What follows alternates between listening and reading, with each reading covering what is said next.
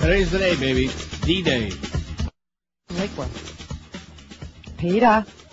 Yeah, Randy. Peter. How you doing? I'm all right, darling. How you? You got that Manny-fied, huh? I got that Manny-fied. Why'd you get fired, you hypocritical? Oh, it's you, man. Man. Why does Manny Crank call the station? What is his problem?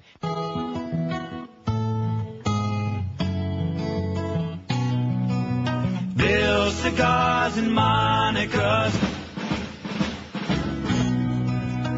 She lets out a giggle when he makes it wiggle. Monica is not the kind you can do in the. But a cigar and her, he don't mind.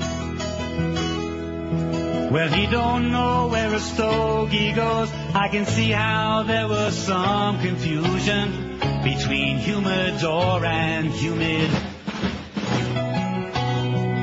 And in Arkansas, the term cedar saw her naked. Stars report can lead to going blind. Now Clinton, he was working hard, late nights in the Ovary office, working on a practical joke.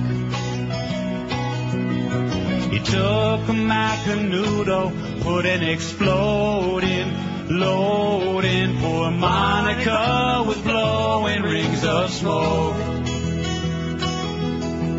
Bill cigars and Monica's. She lets out a giggle every time he makes it wiggle. Monica is not the kind you can do in the. But a cigar and her, you don't mind.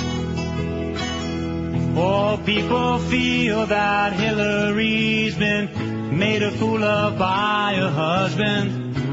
Feel that Hillary was wronged.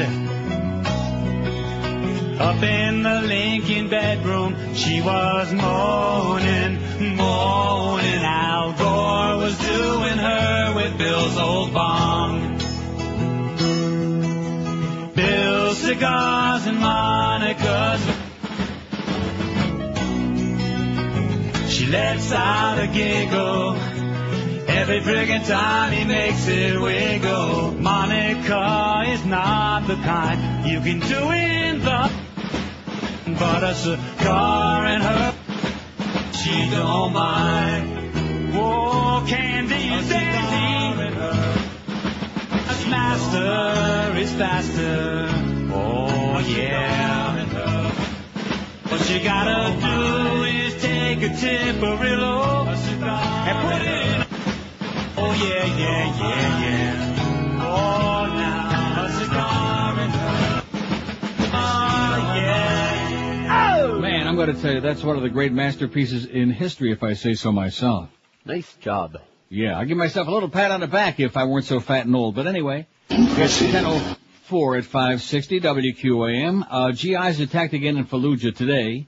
Not again. This on the heels of that grotesque stuff yesterday. That was so reminiscent of Mogadishu, where they were hanging bodies and dragging the bodies and mutilating and just going crazy. Insurgents attacked the U.S. military convoy, and a Humvee was burned today near Fallujah, a day after the grisly killing and mutilation of 4 American contractors in the city. It wasn't clear if there were any casualties in the assault yet, and they're showing the pictures of the burning vehicle and yada yada. So there you go. The insanity continues. I got some exciting news here in a minute. And then, of course, we got the ratings at 11:30. Oi! TV announcer, this is the bad news. TV announcer Art James dies at 74. You don't remember Art James? Nope. All right. He was an announcer on a host of for a dozen TV game shows over 3 decades, including Concentration and Family Feud Challenge. He died. He was 74. Art James. He died? James, who lived in Chaska, California.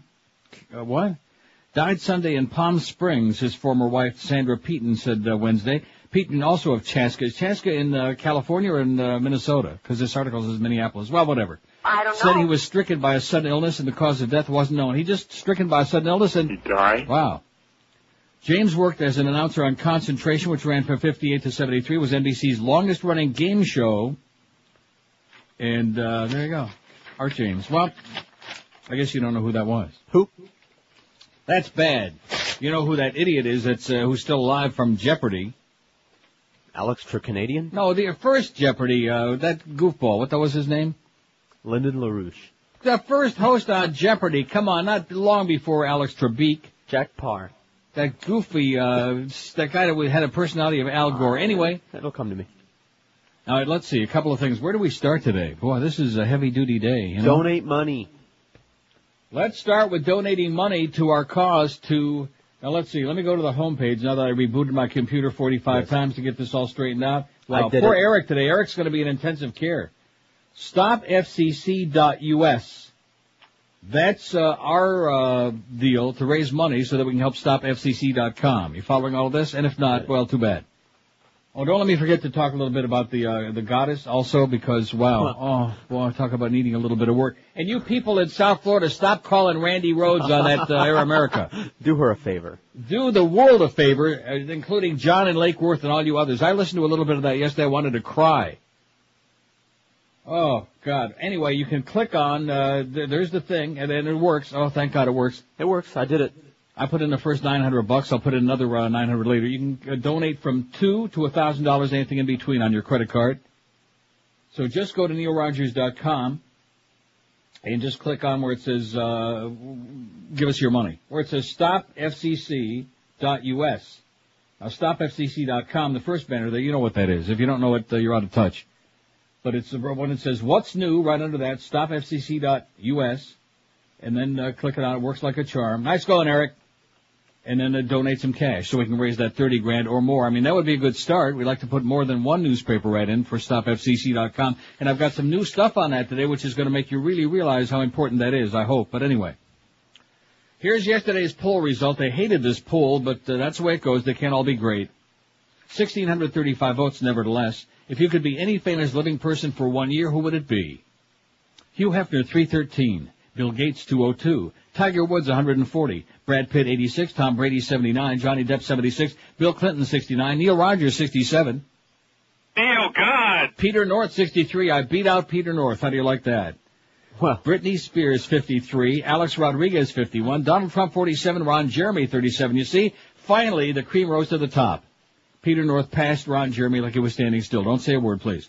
Jack Nicholson, 36, Mark Cuban, 36, George W., 29, Tommy Lee, 28, Michael Douglas, 24, and then I'm not going to read them all. It's pointless. Although William Hung got 8. Did he? Oh, no, don't say a word. I'm not thinking them. Now, first, I think I'm going to start with this. I just discovered this. It's a great article, TomPaine.com. Sorry to burden you with so much crap all in one day, Eric, because Eric worked all through the night feverishly to get that other thing up for us so we can collect this money. But this is, I think we struck the mother lode, as the saying goes. In TomPaine.com today, an article by John Boniface, who's an attorney in Boston and author of The Warrior King, the case for impeaching George W. Bush. And Bob Furtick is the co-founder of Democrats.com, an independent community of Democratic activists. They wrote this, Impeachable Offenses, and there's a website you can go to if you want to sign, since everybody's signing petitions these days, or at least some people are, those who care enough, those who are alert and awake and disgusted about what's going on in the world and all the lies and the BS. And also on top of this, I got a great article by Robin Wright of the Washington Post. The top focus before 9/11 was not on terrorism. And this is about a speech that Condoleezza Rice was going to give on 9/11 to outline a Bush administration policy that would it didn't focus on terrorism. It was on all kinds of other stuff, even on 9/11 itself. So that lying bitch is going to testify probably next week. She's got a lot of splaining to do, I'll tell you that. Should I do the break right now because we got these long breaks today? Huh? And then I can get into this. Now, I don't know if we actually have a beaded curtain person, and I'm not going to get all bent out of shape if we do or we don't, because It'll be Barbara Carrera when it happens. It'll be Barbara Carrera. You still go, oh, there it is. She's there, right there. There she nice is. going, Eric, man. You're a genius. Look at that. I did. Barbara Carrera. I'm not going to do a bio thing. I don't have time to diddle with that. She's been in a lot of things, including a James Bond movie that everybody knows. There you go. So Barbara Carrera's there behind the beaded curtain if you're over the age of 85, if you got 17 different pieces of ID, if you never stole a freight train, if you got 14 letters from all your relatives and people you met on the street saying that you're not going to do anything and touch yourself, then take a look at Barbara Cabrera. Otherwise, we'll just give you a picture of Miguel Cabrera with his uniform on. How's that? You. With his uniform on, I said. Whatever. Okay, I don't know what he looks like. What does he look like, Josh? A guy. Big Spanish guy? I don't know. Big Spanish guy who uses Spanish fly. Anyway, I don't think he needs Spanish fly. Anyway, it's 11 past 10. I will get to that article about impeachable offenses and that link, that website, all of these things, man. It's pretty... All of these things. Pretty frantic and furious. Anyway, getting back to that thing about Randy, I don't want to, rip her after just the first day. I did listen a little bit online. And somebody's got to convey to that girl that, first of all, nobody knows who she is. That's why nobody's promoting her, because nobody knows who she is. They know Jeannie Garofalo. They know Al Franken. So rather than bellyache about, how come I'm not in those ads? They're not talking about me. Rather than do that and that jappy routine like you're talking to a bunch of people at Cemetery Village, you got the national forum you've been kvetching about, for crying out loud. Go, girl, do your thing, okay? And John from Lake Worth and all you other well-meaning but pathetic people in Palm Beach County, stop calling the goddess on whatever she's on, Air America. God, that was so sad. It was just made me want to cry. And did anybody mention, and with all the other BS I heard in a couple of those calls, did anybody mention stopfcc.com? No. Because if they did, there sure as hell wasn't any response that I saw. But anyway. Whew. 12 minutes after 10 at 560 WQM. If you're in a dead-end job, if you're underpaid, overworked, if your life is like moving nowhere, if your just feet are moving and like you're on a treadmill, here's the answer for you. Make a call that could really change your life big time, get you a real career with some training, and then get you a big paycheck that goes along with knowing something.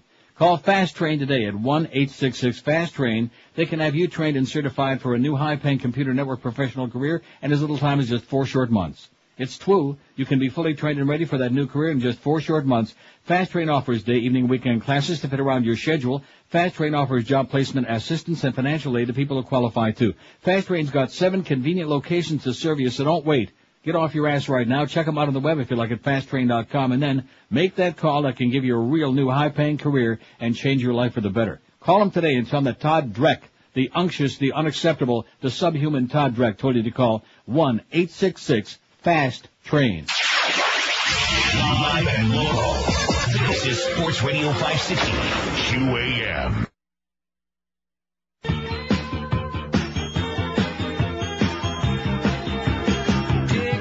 Wesley Clark, Howard Dean screams a lot. John Edwards Kennedy, Al Sharpton's Akasi, John Travolta, Simon Cowell, Earnhardt Jr., Colin Powell, Tim Robbins, Sue Sarandon, and Osama bin Laden.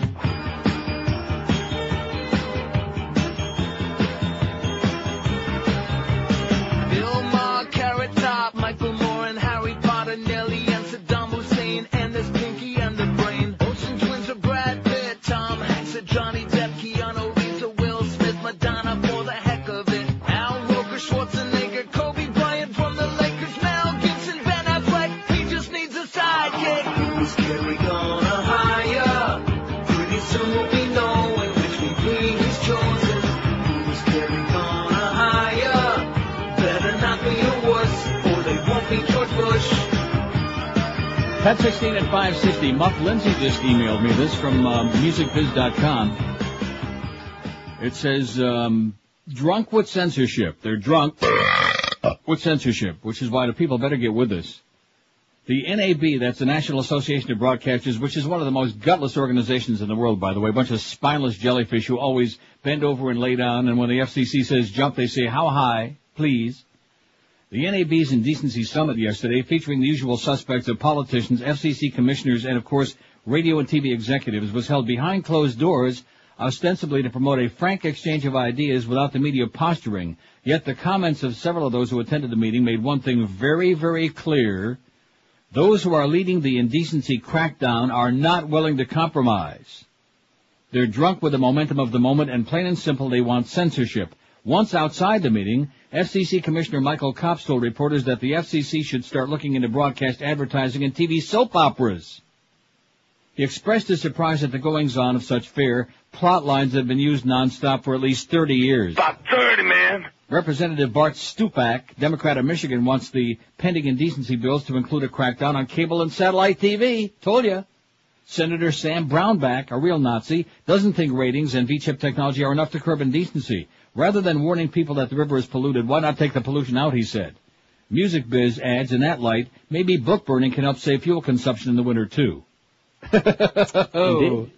I like that, musicbiz.com. Thanks, Muff. Muff is real nervous because those ratings are coming out at 11:30. What's to be nervous about? I think they're being... You know what? I'm oblivious. I've been through that too many times. We got bigger fish to fry. Whatever they're going to be, they're going to be. Let's hope for the best. They'll be fine. Okay. Whatever. Hey, Sarah. Right. Now, impeachable offenses. This is from TomPayne.com. This is so overdue. Remember, I've been screaming all these months, where's the impeachment proceedings? Why aren't they going on yet? Yes, you've been a screamer.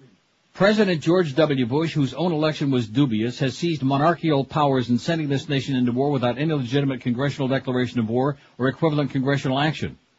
He has lied to the U.S. Congress and to the American people about the rationale for the war. He has imprisoned American citizens without charges and denied them access to lawyers in the courts. He has thus trampled on the U.S. Constitution and has violated his oath of office. The nation is at a crossroads. These are not simply issues to be debated in a presidential election. These are high crimes in the most profound meaning of the phrase, and they require the most serious of legal responses. Our Constitution lays out a specific process for addressing high crimes committed by a president, impeachment. The time has come for Congress to investigate these crimes and begin impeachment proceedings. Our loyalty to our Constitution requires nothing less.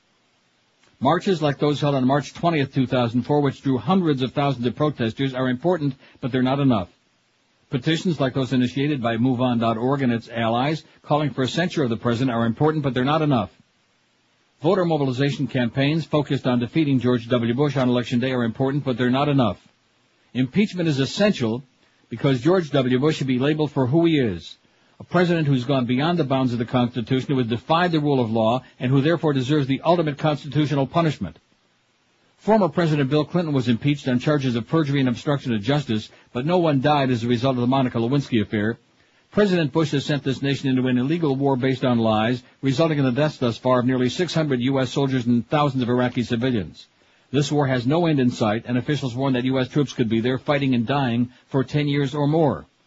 Where's the political accountability? Where's the constitutional consistency? Where are the voices of our nation's leaders calling for the investigation of impeachable offenses? If we believe in the Constitution and its timeless vision of democracy, we must now stand up and call for impeachment. History will judge us for how we responded when we were faced with a president who would be king. Did we rely on the badly flawed election process to set us free, or did we demand, as the Constitution provides, the removal of that president from power? Did we speak the truth and charge that president with the highest of crimes? Some will argue that we're too close to an election to make the call for impeachment. But we can't afford to provide immunity for presidential high crimes so long as they're committed or fully revealed close to an election cycle. We must hold the president accountable for high crimes at any point in his or her term. Moreover, it would be foolish to assume that the 2004 election will be a fair one. Millions of Americans still believe George W. Bush stole the 2000 election thanks to the Supreme Court's controversial and partisan 5-4 decision, which threw out 175,000 Florida votes that had never been counted. None of the documented crimes of 2000, including the deliberate disenfranchisement of tens of thousands of voters through a fraudulent purge of felons by Katherine Harris, have been prosecuted. That's felons in quotes. Worse yet, many of the infamous punch card machines have been replaced with even more controversial electronic voting machines that make a recount impossible. No president in our history has presented a greater threat to our Constitution and our democracy than George W. Bush. If we fail to place the proper charges of high crimes on this president, we invite him to engage in further lawlessness, further illegal war-making, further lies, and further unnecessary bloodshed, now or even more so in the second term. If we fail to protect the Constitution today, we invite its shredding tomorrow by an administration with even less regard for the Constitution than the present one. Is lying to the U.S. Congress and the American people about the reasons for sending the nation into war an impeachable offense?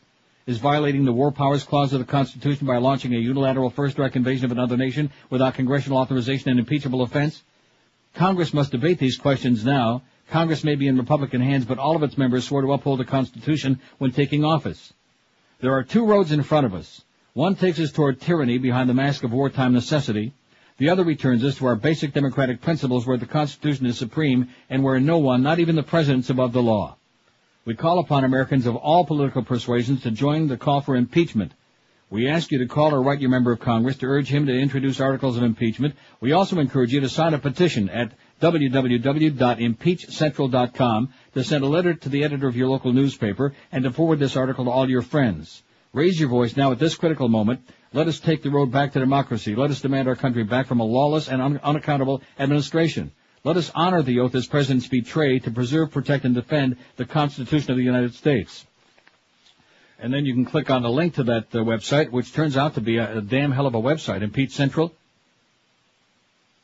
Okay. Impeach Central, and it's got all kinds of information on it. It's got the statement that they start with, and then of course, you've got the petition that you can click on and sign. Contact the media. It's fabulous. Find your representative. So we're going to have a link for that if we haven't done it already. We done it already? I hate to ask because Eric's got only 85 different projects. He's right. It's April Fool's Day, all right. Man. Too many projects all in one day. Oh, we forgot to play along with Howard's little April Fool's scam this morning. And what was that? Schedule change. Revolutionary. Yeah. Never been done before in radio. Uh-huh. And what was it? Fake schedule change. I don't know what the lineup he gave. I don't listen. I just heard about it. Ah, jeez. The more I hear about him, Absolutely. the more sick I get. Okay, we got important fish to fry here. Okay, we're worried about Mo Howard David playing silly little games with his little sports pants there in the morning. And by the way, Wayne hates you, Mo. Wayne hates your guts. Absolutely. The owner of the team that you broadcast the games for despises you. Absolutely. Thinks you're a major fool. See, if you just leave the whole thing out there, then Duff and Clarence don't have to have spilkies, even though they don't know what that means. Sometimes. Oh, God, the last thing I need... look at this. What? Look at what? Well, it's another website, okay?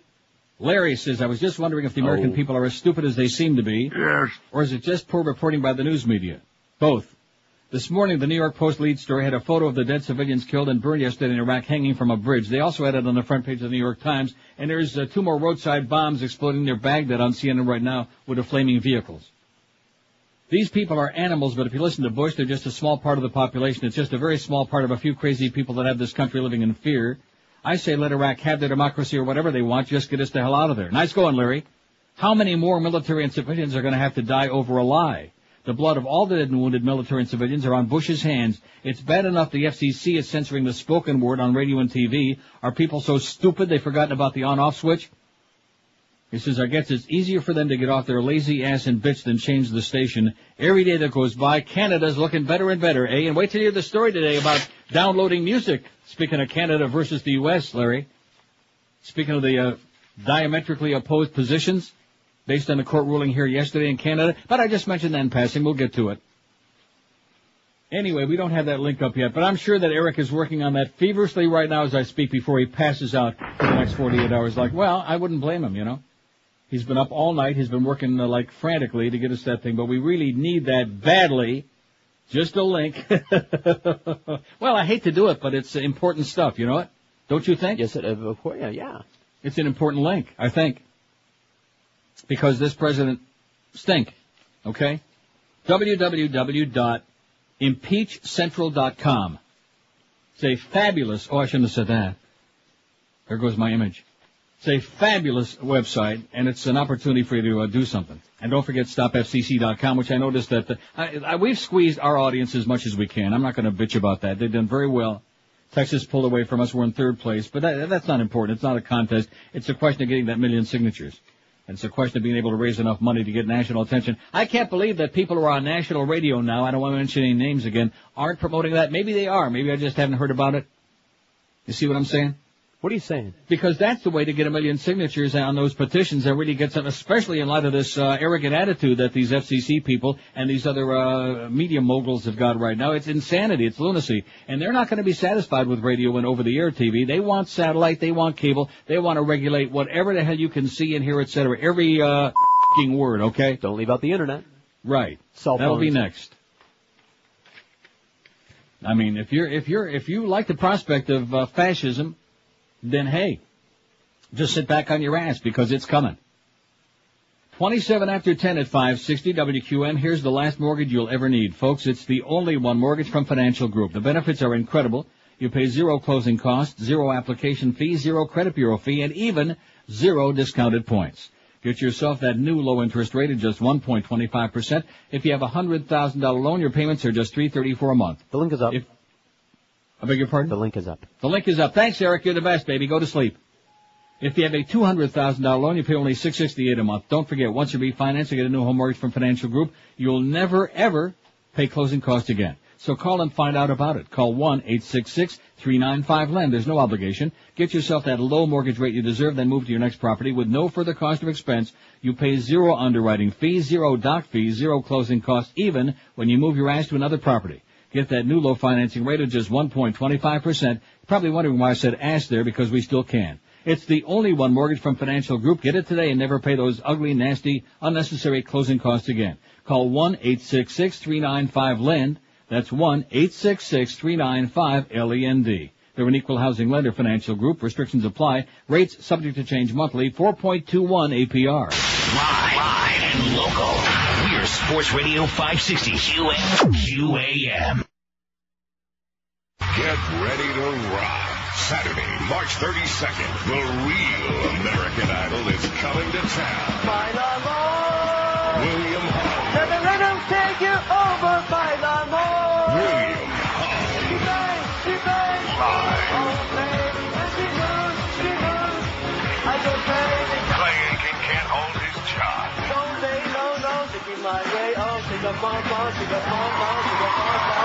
You get it all in one amazing night. William Hung live. I'm a romantic home. Oh, no. I'm a rockin' man. If the dome is rocking, don't bother knocking. William Hung at the Dome, Saturday, March 32nd. Tickets are on sale wherever you order takeout. 10:31 at 560 WQAM, an hour away from those big ratings that are coming out. I'm sure that everybody's just pacing up and down like, expectant father in a waiting room, right? Just like that. Here's today's poll. There was something that motivated me to take the poll. Oh, that's right. I was listening to Randy for about 10 minutes yesterday. I gotta be honest with you, okay? Because I've never been a huge fan of this new thing that she's doing now, where she's gonna save the world. But I listened to that, and I wanted to really put my hands in my head and weep. I really did. It was just, and again, you shouldn't judge anybody the first day in a new gig, but it was just embarrassing to me. It's not Lake Worth anymore, sweetheart. It's not Cemetery Village. But anyway, I don't want to get carried away. So here's the poll. America's best radio talk show host, non-sports, is, and here's our list: Rush Limbaugh, G. Gordon Liddy, Neil Rogers, Oliver North, Bill O'Reilly, Randy Rhodes, Al Franken, Tom Likas, Alice Rantel, Dr. Laura, Michael Savage, Howard Stern, Phil Henry, Sean Hannity. Did I leave anybody out? Nope. Your Not that I can thoughts? think of. America's best radio talk show host, non-sports. See, we could do a separate one on the sports thing, and we will someday when we feel like it. Rush Limbaugh, G. Gordon Liddy, Neil Rogers, Oliver North, Bill O'Reilly, Randy Rhodes, Al Franken, Tom Likas, Al Franken's only been doing it one day, so I think that would be kind of silly, but whatever. Alice Rantel, Dr. Laura, Michael Savage, Howard Stern, Phil Henry, and Sean Hannity. Al Franken was on MSNBC last night on that Deborah Norville show that 4 people watch. And he was as wooden as, he made Don Imus look animated. He's got a great sense of humor in writing. He's a writer. Right. He wrote skits for like Saturday Night Live, stuff like that. Right. He's got a sense of humor as a writer. And if he's got a script, he can His follow books it. are funny. Right. As a matter of fact, they showed him starting his show yesterday, his debut show on Air America. He was reading it. He had a statement written out. Huh. That sounds like Mike Spindell to me, back in the Mike Spindell. Good evening, everybody. I'm Mike Spindell. My name is Mike Spindell. Welcome to WINZ. Today we're going to be doing trivia again, and, oh boy. I mean, Mike's a good guy, but he wasn't a broadcaster. Well, of course, look where we are now. At any rate, Lawrence sends us this fax. He says, first I want to thank you for your outrage and communicating it over the air. That's right, I'm pissed off and fired up, Lawrence. Even if we got a bunch of out there, which we do. I have written numerous emails to Bob Graham, Bill Nelson, L.C. Hastings. I've only received a pre-written statement back from Bill Nelson's office that did not answer my complaint. Thank you for reading my letter to Senator Graham over the air. Yesterday, sent a pre-written letter to Graham and Nelson from the StopFCC.com website, and this morning donated $30. About 30, man. To StopFCC.us website. Keep up the great work. Thanks, Lawrence. Appreciate it. So people already are donating. How are we going to know how much we got? Have we figured that out? I'm sure we'll know. No, not yet, but we will. Okay. Because even little George is putting in 100. So we put in the first 1,000. Mm-hmm. And here's Lawrence with his 30. We need to get, what was it, 38 grand? Oh, I sure hope I still have that, what do you got? 30-ish. Huh? About 30. For the ad in USA Today?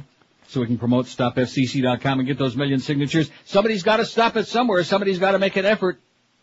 Because it's pretty obvious. These people are on a power trip, man. And, their whole game is censorship. That's what it's, that's where it's at. And of course, when you have the kind of weak-kneed middle-level management that we got at QAM, every time somebody farts, oh, geez, of course we can't play the sound of that anymore, but they're just taking it to the umpth degree, okay? Maybe that's why Muff emailed me that thing, because it says that they're very serious about this, and they're going to enforce it to the letter of the law. Okay, no matter what anybody says. That's what he thinks. Of course, she's a little bit nervous. Anyway, now listen to this. This is in the Washington Post today. For those of you who are on the fence, well, let's see, do we believe... See, I'm doing exactly what the opposite of what I said yesterday when they started dragging me down that light bulb radio line. I don't want to do that, but I do read these articles because, I think some of them are important, and there might be 5 people out there, maybe even... About 30, man. Who might light a little bulb over their head. See, light bulb again. They're good articles. They're not long and ponderous. Well, this one might be. Well, it is long and ponderous. Not real long. But it's important. The top focus before 9/11 was not on terrorism, writes Robin Wright in today's Washington Post, and it's no April Fool, Mo.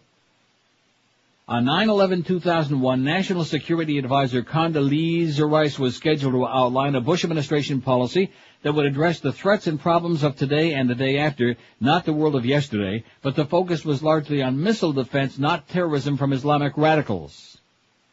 The speech provides telling insight into the administration's thinking on the very day that the U.S. suffered the most devastating attack since the 41 bombing of Pearl Harbor. The address was designed to promote missile defense as the cornerstone of a new national security strategy and contained no mention of al-Qaeda, Osama bin Laden, or Islamic extremist groups, according to former U.S. officials who've seen the text. The speech was postponed in the chaos of the day, part of which Rice spent in a bunker. It mentioned terrorism, but did so in the context used in other Bush administration speeches in early 2001 as one of the dangers from rogue nations such as Iraq that might use weapons of terror rather than from the cells of extremists now considered the main security threat to the U.S. The text also implicitly challenged the Clinton administration's policy, saying it did not do enough about the real threat, long-range missiles. We need to worry about the suitcase bomb, the car bomb, and the vial of sarin released in the subway, according to the excerpts of the speech provided to the Washington Post. But why put deadbolt locks on your doors and stock up on cans of mace and then decide to leave your windows open? The text of Rice's 9/11 speech, which was never delivered, broadly reflects Bush administration foreign policy pronouncements during the 8 months leading to the attacks, according to a review of the speeches, news conferences, and media appearances. Although the administration did address terrorism, it devoted far more attention to pushing missile defense, a controversial idea both at home and abroad, the review shows. Al-Qaeda and Islamic terrorism rated lower on the list of priorities as outlined by officials in their own public statements on policy. The question of whether the administration was properly focused on the terrorist threat before 9/11 is central to a building political storm in Washington as the commission investigating the attacks prepares to take public testimony from Rice. Last week, President Bush's former counterterrorism chief, Richard Clark, accused the administration of failing to take seriously enough the danger from al-Qaeda, a charge the White House strenuously disputes. I'm not going to read the whole thing. It's on our website.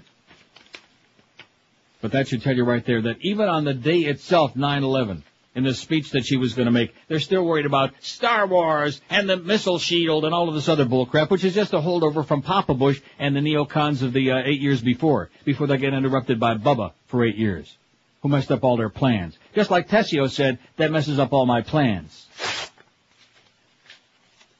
God. So there it is, right there. It is one of the smoking guns. A speech that she never delivered. Exclusive, that somehow they weren't trying to fight the other threat against the United States. See, how do you like that? There it is right there on CNN. Certainly not News Network. By the way, they lost a gigantic portion of their audience in the past year, CNN, to which I say, all right, excellent, good thinking. Turn into the BBC, the CBC, read some stuff online, okay? Just say no to CNN. Let's hope they didn't lose them to Fox. No, they did not. Fox didn't go up. It's just that they went down. Well, Fox has still got their right-wing lunatics, their ditto heads, you know. Fox is to TV what Rush is to radio. Bunch of mindless ditto heads who there's a communist under every rock. And there's also a bunch of oxys too, but don't let Rush find them. FCC brass uneasy over artist fines. This is more fuel for the fire to get you on that stopfcc.com thing. I'm telling you, man, this is a very ugly time. It's scary is what it is. See. And the public sits back, boom, bada beep, like that, like it's not going to affect your life. How many shows have to disappear off the radio? How much more flap do we have about Janet Jackson and her boobie over silly little crap? And I got news for you. They're just starting. They're just getting going now. That kind of energized them. Just like the Energizer Bunny. They're just all revved up now. Oh man, look at this. We got everybody all stirred up. They're all peeing in their pants. Like I said, they're all in their pants. My and local. This is Sports Radio 560. QAM. Yes, absolutely.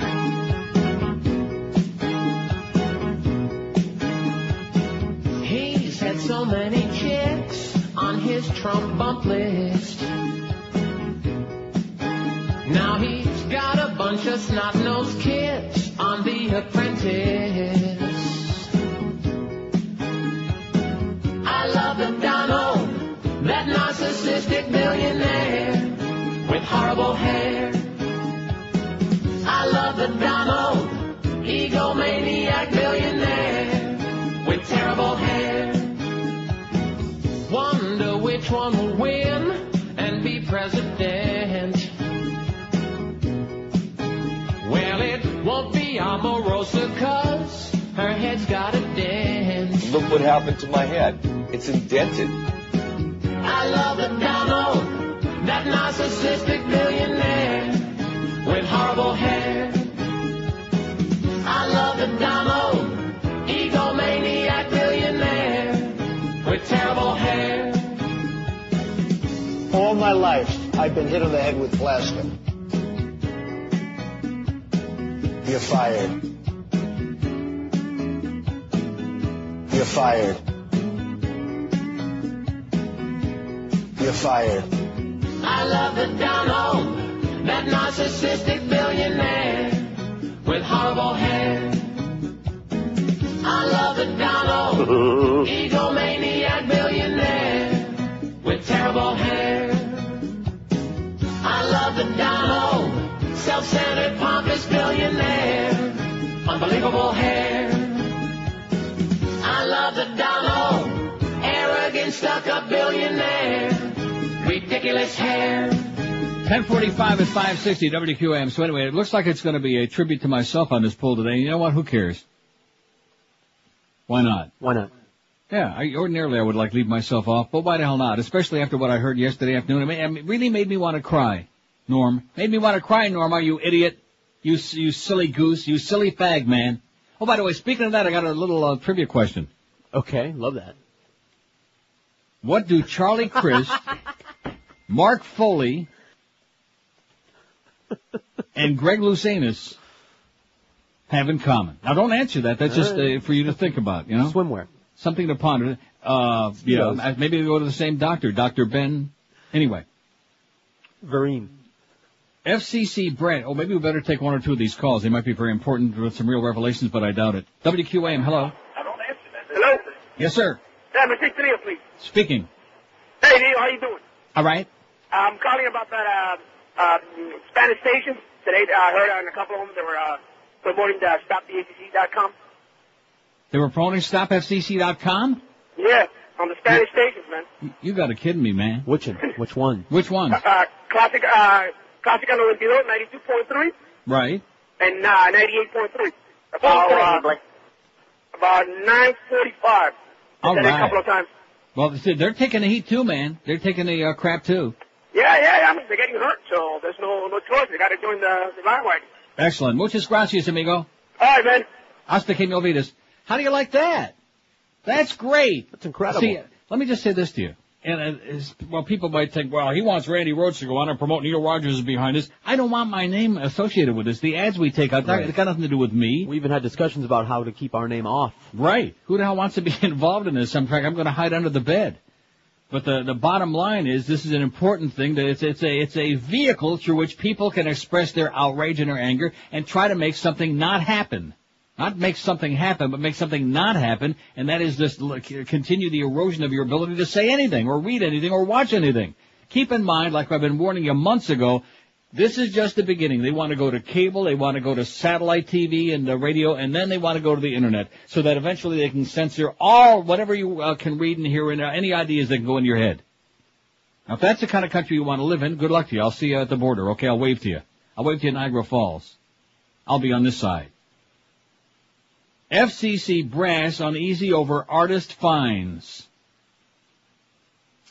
The nation's top broadcast industry regulators are increasingly uneasy about a provision of legislation making its way through Congress that would fine individual performers as much as $500,000 for indecent speech aired on TV and radio. There's $1 million. Republican FCC chairman, the unctuous Michael Powell with that gigantic ass, and the panel's senior Democrat Commissioner Michael Copps, who's even worse than Powell, both said they're worried about exercising the authority Congress would grant the agency if the bills become law. Powell and Copps were attending that all-day broadcast industry summit, the NAB summit, to discuss the indecency issue. I understand it, Powell said, referring to Congress' desire to make performers pay, but I have some reservations with the FCC going after performers. Powell said artists have always enjoyed protection of the First Amendment governing free speech, and slamming them with large fines would be a very touchy area for the FCC. Copps agreed. You know why they're saying this? Because they know that it would never stand constitutional test in court. No chance. Copps agreed. I think the primary onus has to be on the stations, Copps said. That should be the first line of defense. They're going to find things through their contract negotiations so a wardrobe malfunction won't happen. I think that's ideally where the problem should be solved. While Powell and Copps expressed concern about the provision, artist representatives said they're hoping to get the provision altered before Congress votes on the final bill.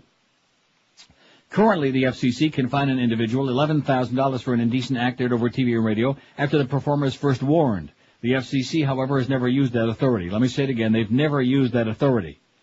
Our primary concern is the legislation's provision that would completely change the enforcement regime for individual performers, said Tom Carpenter, National Director for News and Broadcast at AFTRA, the American Federation of Television and Radio Artists Union.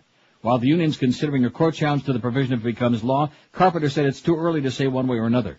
There's the political will within AFTRA to take affirmative steps to protect our members, he said. Key supporters continue to push the bill, though. That unctuous, obnoxious Senator Sam Brownback of Kansas, Republican, and Representative Bart Stupak, Democrat of Michigan, say they expected enactment. I think the chance of the bill getting through and signed this year is better than fitty-fitty, Brownback said. But he cautioned that amendments added to the bill would include cable and satellite TV, and the legislation would make it harder. Still, he did not rule out the chances of them being added. Under the legislation, well, we know that. How do you like that? So people that thought I was going a little bit too far, getting a little bit carried away when I kept reading that same article about satellite and cable, that's what they want. They won't be happy until they get that. That's where they're going with this. And stop and think, what movie could you possibly see, other than a Walt Disney movie? The Passion. That doesn't have a whole bunch of, that's been made in the last many, many years. About 30, man. And more than that. In the last 40 years, what movie could you possibly see doesn't have language that they would find offensive and fit within that definition of everything that's obscene and indecent and coarse language? We'd have to be watching Mary Poppins all day, all day. Insanity is what we're talking about. Madness. So if you're not willing to take 3 or 4 minutes off your lazy ass and sign a petition at stopfcc.com, then shame on you is all I can say. It's the easiest thing you could possibly do. I mean, the impeachment thing, that's a whole separate issue, okay? Because not everybody who agrees with the Stop FCC thing wants to impeach George Bush. That's a separate issue based on different things. And again, the FCC business isn't partisan. It's not Democrat or Republican. It's not liberal or conservative. The House version of the bill passed 391 to 22. 22 members of the House of Representatives had the courage to stand up for the First Amendment of the Constitution. 391 said, oh yeah, it's an election year. Let's pander, okay? Let's show everybody we're goody two-shoes people. We're not going to vote for a smut. God, what the hell does it take to wake up and motivate the American public while they're worried about William Hung? And you know what? They ought to be. I think they ought to be concerned. Let's see. Oh, look at this. Mike, best talk show host living, Steve Kane. Best talk show host dead, Alan Burke. Or is it the other way around? Yeah, we didn't put Steve Kane on here. You know what? Don't put him on there. That ego of his, he'd probably have all 14 of his old cockers voting 50, 60 times, that idiot. Why not? They're faxing. I beg your pardon? They're faxing. They're faxing what? All 14 of them. Saying what? They're saying Steve Kane? Yeah. No. And Brian Craig. No, you have to be under the age of 100 to be on our list. And you have to have, like, real body parts. No, seriously, if you have all phony body parts, if you have a stunt penis and a stunt knee and a stunt armpit, no, we can't put you on there. No, we're not putting him on. I mean, that's just silly. See, those are the light bulb people. That's the crowd that we don't want anything to do. I tried getting myself away from those people for a long time, and I thought this guy, John Lakeworth, who's faxed us many times and called a couple of times, he's very boring on the phone, I thought he was a pretty good guy there for a while. But he's just another one of those light bulb people. He doesn't get it. That call he made yesterday, I'm surprised he's still going to be on the air today after that call. Please. It's so reminiscent of those people that when they found out that she was going on that national network, oh, don't leave us, Randy. It won't be the same. It just won't be the same. You'll be in New York, and don't leave us. Just like me. I mean, the fact that I'm doing the show in Toronto 80% of the time, 90%, whatever it is. Well, does it make a difference? Oh, God. Does anybody even know where the hell I am? No. They don't know. If I don't tell them, they have no idea where I am. It makes no difference. But they're going to, if she lets them, they'll destroy whatever chance she's got to make a difference to do her thing. Anyway, I'm not, that's up to her. Here's one. It says, what do Johnny Bench, George Brett, and Charlie Crist have in common? Nice hair. That's great. I love it. That was a beautiful thing. Wow. 5670560, pound 560 on the AT&T and Verizon wireless line. Oh, you'll be pleased to know the president's going to sign the fetus rights bill. J. Doesn't that surprise you? Jolly. The fetus rights bill. America's best radio talk show host, non-sports is... See, Mo's probably upset we didn't put him on here. He does a sports show. Oh, and listen, he's a good one to talk about the new schedule. The reason that Greg keeps planting all these seeds in the Barry Jackass column about he's still going after the Howard Stern show, that's just to bust Mo's balls, that's all. To let him know that if he had any way to get him off the air and put anything on there anymore, he'd get rid of him pronto, post-haste, before post time for the first race at Gulfstream. America's best radio talk show. Neil Rogers, 84. But he's still toiling away. And I don't want to sound like her now, but, what difference does it make? I'm still only on QAM. If she was kvetching away on J&O, well, that's fine. But she's kvetching in New York and kvetching in L.A. where nobody can hear the signal. I got a story on that, by the way. Kvetching, she thought in San Francisco, but they still haven't got a station out there, Air America. You know how many days, how many weeks I think that thing's going to last? About 30, man. Yeah, it's going to be a bigger bomb than Hiroshima. I'm sorry to say that, too, because we need that badly, but the people behind that who put that thing together, unfortunately, aren't broadcasters. I know that shouldn't make a difference, should it? Well, kind of like the people we work for. And it's got a bad name. Neil Rogers, 92, Howard Stern, 11, Randi Rhodes, 9 for the goddess. Rush Limbaugh, 5. Howard! Phil Henry, 5. Only 5? Are you sure? Sean Hannity, 4, Bill O'Reilly, 3, Al Franken, 3. He did the show one day, and Al Franken's already the best talk show host in America. Michael Savage, 2, Dr. Laura, 1, Alice Rantel, 1, 0 for Tom Likas, Ollie North, and G. Gordon Liddy out of 136 votes. And no, we're not putting Steve Kane on there because, he's an idiot. Plus, I said talk show host, not just a huckster and a peddler. The doctor's this and the doctor's that. They're going to replace your eyes and replace your knees and replace your penis and replace your rectum. Whatever you got, we'll replace it with something artificial. That whole thing, man, that's a sad show. It's like a vaudeville act. No, it's Steve and Brian Craig and Nick Lawrence, and there they go schlepping around together with whoever's on their arm at the moment, and the 75 little kids. It's like a sideshow, like a freak show. That night that they showed up at the track, and they're always like on each other's arm. It would be like, if everywhere I go to the track, I'm with George, and Josh Cordes is with me, and the whole little entourage, like that's my life. I don't understand that. I don't get it. But what am I, who the hell am I? Right? Right. Do I sound a little bit worked up? Well, we have had kind of a frantic couple of days here. No April fooling. Bit of a busy morning. Yeah. To say the least. Nice going, Eric. We appreciate you, okay? Even if nobody else does. Some days we really appreciate you. Others, well, no, seriously, he's done it for us. And I keep offering, if he needs cash, Eric, if you need some help with some of this stuff, I'm more than happy. I got the big bucks, and he never responds to that. And the other good piece of news is that the Beasleys and Greg Reed finally caved in. Oh! Yeah! Boca Brian gets that extra $50 a week now. Oh, man! How do you like that? How are we going to find out the total on this thing? I realize I'm pushing again. He's not working on it. Pushy. Well, I am pushing, because I figure if I get him to do all of this stuff, then he can just collapse and, go into a coma. No, you'll think up some more. Yeah, you're right. By the way, here's 10 more links, Eric. Whoa.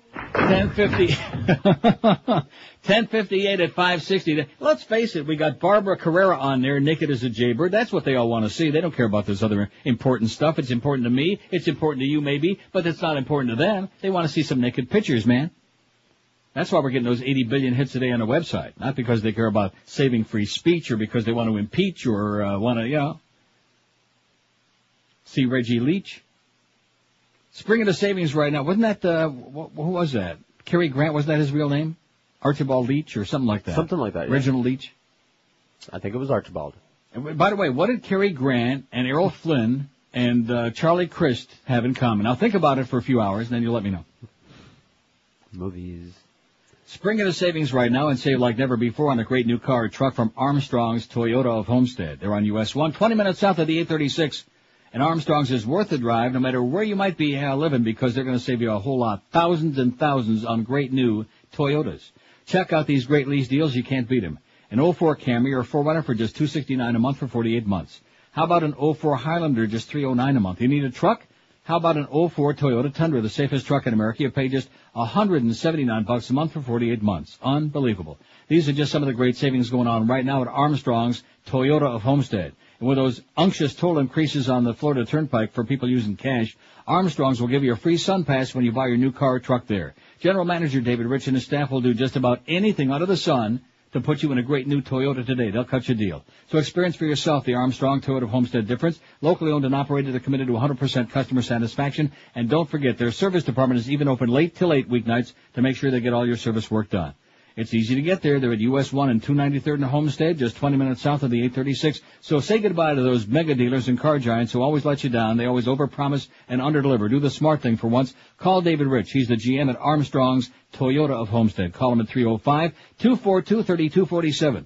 305-242-3247. Drive a little and save a ton on that great new Toyota at Armstrong's Toyota of Homestead. Live and local. This is Sports Radio 560. QAM. Only in the Banana Republic, baby. Only in Miami. She don't want to justify, not under oath of public view. She don't want to justify, she's so much better than you and me.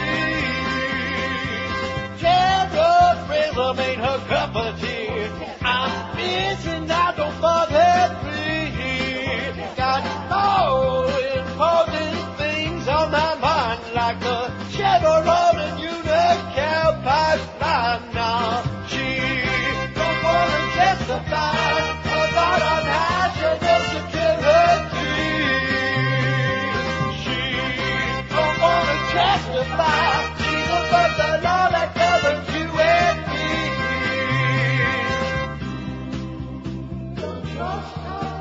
She's vicious and something.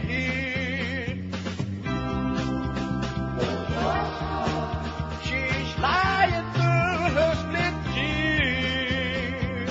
Television is the way to go if you don't want to be under oath. She's a very important high-level official that don't want to end up like John Mitchell. That's why she don't want to testify under oath like she ought to be. She don't want to testify about her disregarding rights at She don't want to testify. She only answers to the oil company.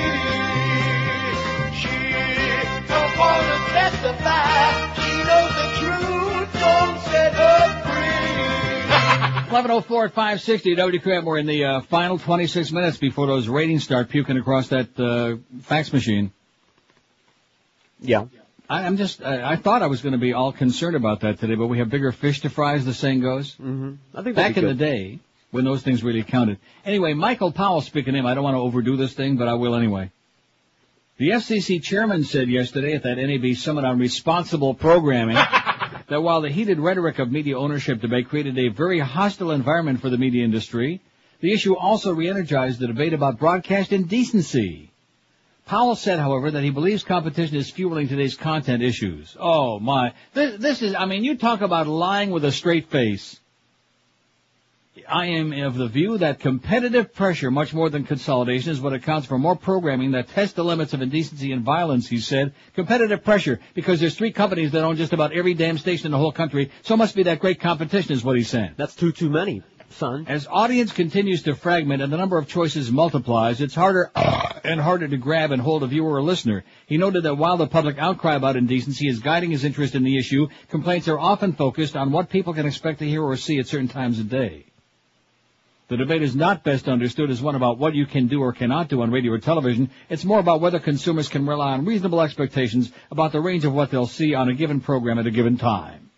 Right. Just like when people get up in the morning and they think that they're going to turn on their radio and hear the Howard Stern show, which they've been doing for 20 years in the morning, they should be able to expect that. If they hear the Neil Rogers show the way that it always was for the last 20 or 30 years, they should be able to expect that. That's the way I see it. Not based on the way a bunch of self-appointed censors have decided to make it up as they go along. Oh, you sure can't say that because it's 11 o'clock in the morning. You can't say, and you certainly can't, right. And those fart sounds, forget about those. Well, I just came up with a rationale why we will not put Steve Kane on that poll. All right. You must be on a radio station that has got at least 10 watts, that at least 5 people know the call letters of. If you don't meet up to either one of those criteria, you don't have to meet both, but if you don't live up to either one of those criteria, then we are not going to put you on that poll. You just don't qualify. Oh, man. The light bulb people. Let's bring back the light bulb. Let's get Norma Kent and Joyce Kaufman and all of these other people. Let's get Rick Spiderman and all that going again. What do you say? No. No, it's just a joke. Back in the day, where the median age was death plus 10. Thank the Lord. You know, as I look back over this long checkered rocky road, you know, although I do love Rocky Road. Good. Even Haagen-Dazs makes pretty good Rocky Road, which I hate Haagen-Dazs. But anyway, as I look back over this, thank the Lord for one thing, that I had the wisdom, once upon a time, I mean, maybe just the blind luck. You know what it is? In other words, like, you know, when you're doing a show one day and you say to yourself, this is going over like a pregnant pole vaulter in July. It just ain't flying, you know? And then you say, okay, let's do something else. And all of a sudden, the phones light up and you bail yourself out, hopefully. You know what I'm talking about. Sure. And that business about the guests and the topics and the same old, the right against the left and the conservatives against the liberals and the, oh man, and all the old cockers call, hello Neil, keep it light Neil, keep it light. From the very first day, that horrible, way back in 76. Thanks, by the way, to my buddy Sid Levin. There's a great guy, Sid Levin. You know, I've worked for a lot of people all these years. In Miami, some good guys, some real holes. Sid Levin was one of the best. He's a great guy. A little bit of a conflict of interest there with that spot on the Metro Commission, but nevertheless, he was a good guy. I'm trying to think. And Gary Lawrence at WINZ, there was a great guy. Gary was like a real guy. You know what I mean? No. A real person, a real human being. Somebody that cared about his people. What's that? And then, of course, there were other, and of course, Dick Casper, late Dick Casper, who may have been, I mean, how can you beat him, you know? A radio person. A person that would take it lunch and sit down and talk about radio and brainstorm and exchange ideas. And, you know, let's drop the all-news thing. It's not going. What do you think? Let's put all talk on here, I said. He said, you really think so? I said, yeah. I said, how about putting Alice Rantel on there in the daytime? He said, what? How is that possible? He's just a news flunky. Put Alice on there. And he said, hey, Al, be just like Neil. Of course, he didn't realize exactly what he was talking about. Yeah. Not quite that much like Neil. But anyway. Gay. See, there he goes again. I didn't say nothing. With your nose gay. Keep your nose out of it. No problem. So there's Dick Casper, Gary Lawrence, Sid Levin. There's some people I worked for that were like, actually radio people at, well, I mean, Sid was not really a radio guy. He was just, I don't know, sitting in the office in a radio station that had a big piano and a bird bath out in the back. And big, gigantic drapes. And a picture of Frank Katzenstein on the wall. That's the first time I ever saw one of those pictures where the eyes moved. No, seriously. He had been dead for many, many years. That's what WKAT, the call letters were named after him. But there was this gigantic picture of him on the wall. The studio was this big. It looked like an old living room in a mansion somewhere. You know, one of those old mansions. Mm-hmm. There was a piano over in the corner and these gigantic old smelly drapes on the window. And there was Frank Katzenstein's picture off to your right, up on the wall. And every time you looked at him, you'd see his eyes were following you. I'm telling you. Just like the John Ashcroft eyes that follow you when you go to click on the beaded curtain on our website now if you're not over the age of 100 and you want to look at them nudie pictures. WQAM, hello. Hey, this is George? Speaking. Hey, couple things. Art Fleming was the original host of... Thank you, Art Fleming. Thank you so much. For some reason I had a brain block. Okay. The nude celebrities are a nice break from all the bullshit in the world.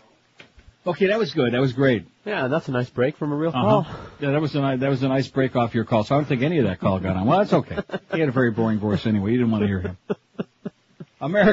America's best radio talk show host, non-sports, of course, we're talking about, non-sport.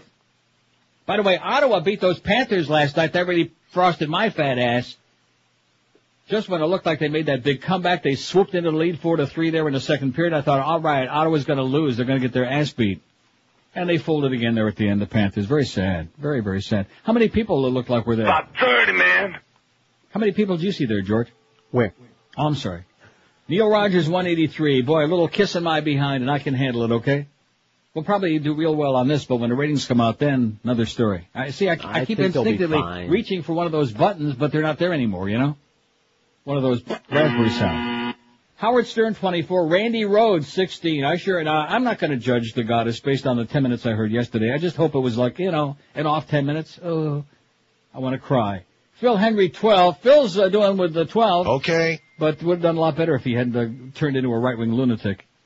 Into a total sellout. Rush Limbaugh, 8. He's the best. Al Franken, 5, based on one day, which I don't think anybody in this audience heard it, but that's okay. Bill O'Reilly, 5. Sean Hannity, 4. Michael Savage, 3. Dr. Laura, 2. Dr. Laura Schlesinger, self-hating, a right-wing Jew. Alice Rantel, 1. Tom Likas, 1. Ollie North don't have any. And Gordon Liddy, my close personal friend with that mustache that's still eating rats, he don't have any either out of 277. I don't know why I'm taking that poll. Like I said, I just sat here with my head in my hands, just the tears running down my cheeks. It sounds good anyway. Why did he weep? No, I don't weep because on the 10th and 25th of the month I have good reason not to weep. You know what I'm saying? I know what you're saying. We'll just take, like Larry Lujak said, we'll just take the money, thank you. The embarrassment factor of being on QAM and working with a bunch of nervous Nellies. Hey, that's kind of embarrassing, but we'll take the paycheck, thank you. Look at the big bucks George is making. Live and local. This is 560. The radio's all yours now.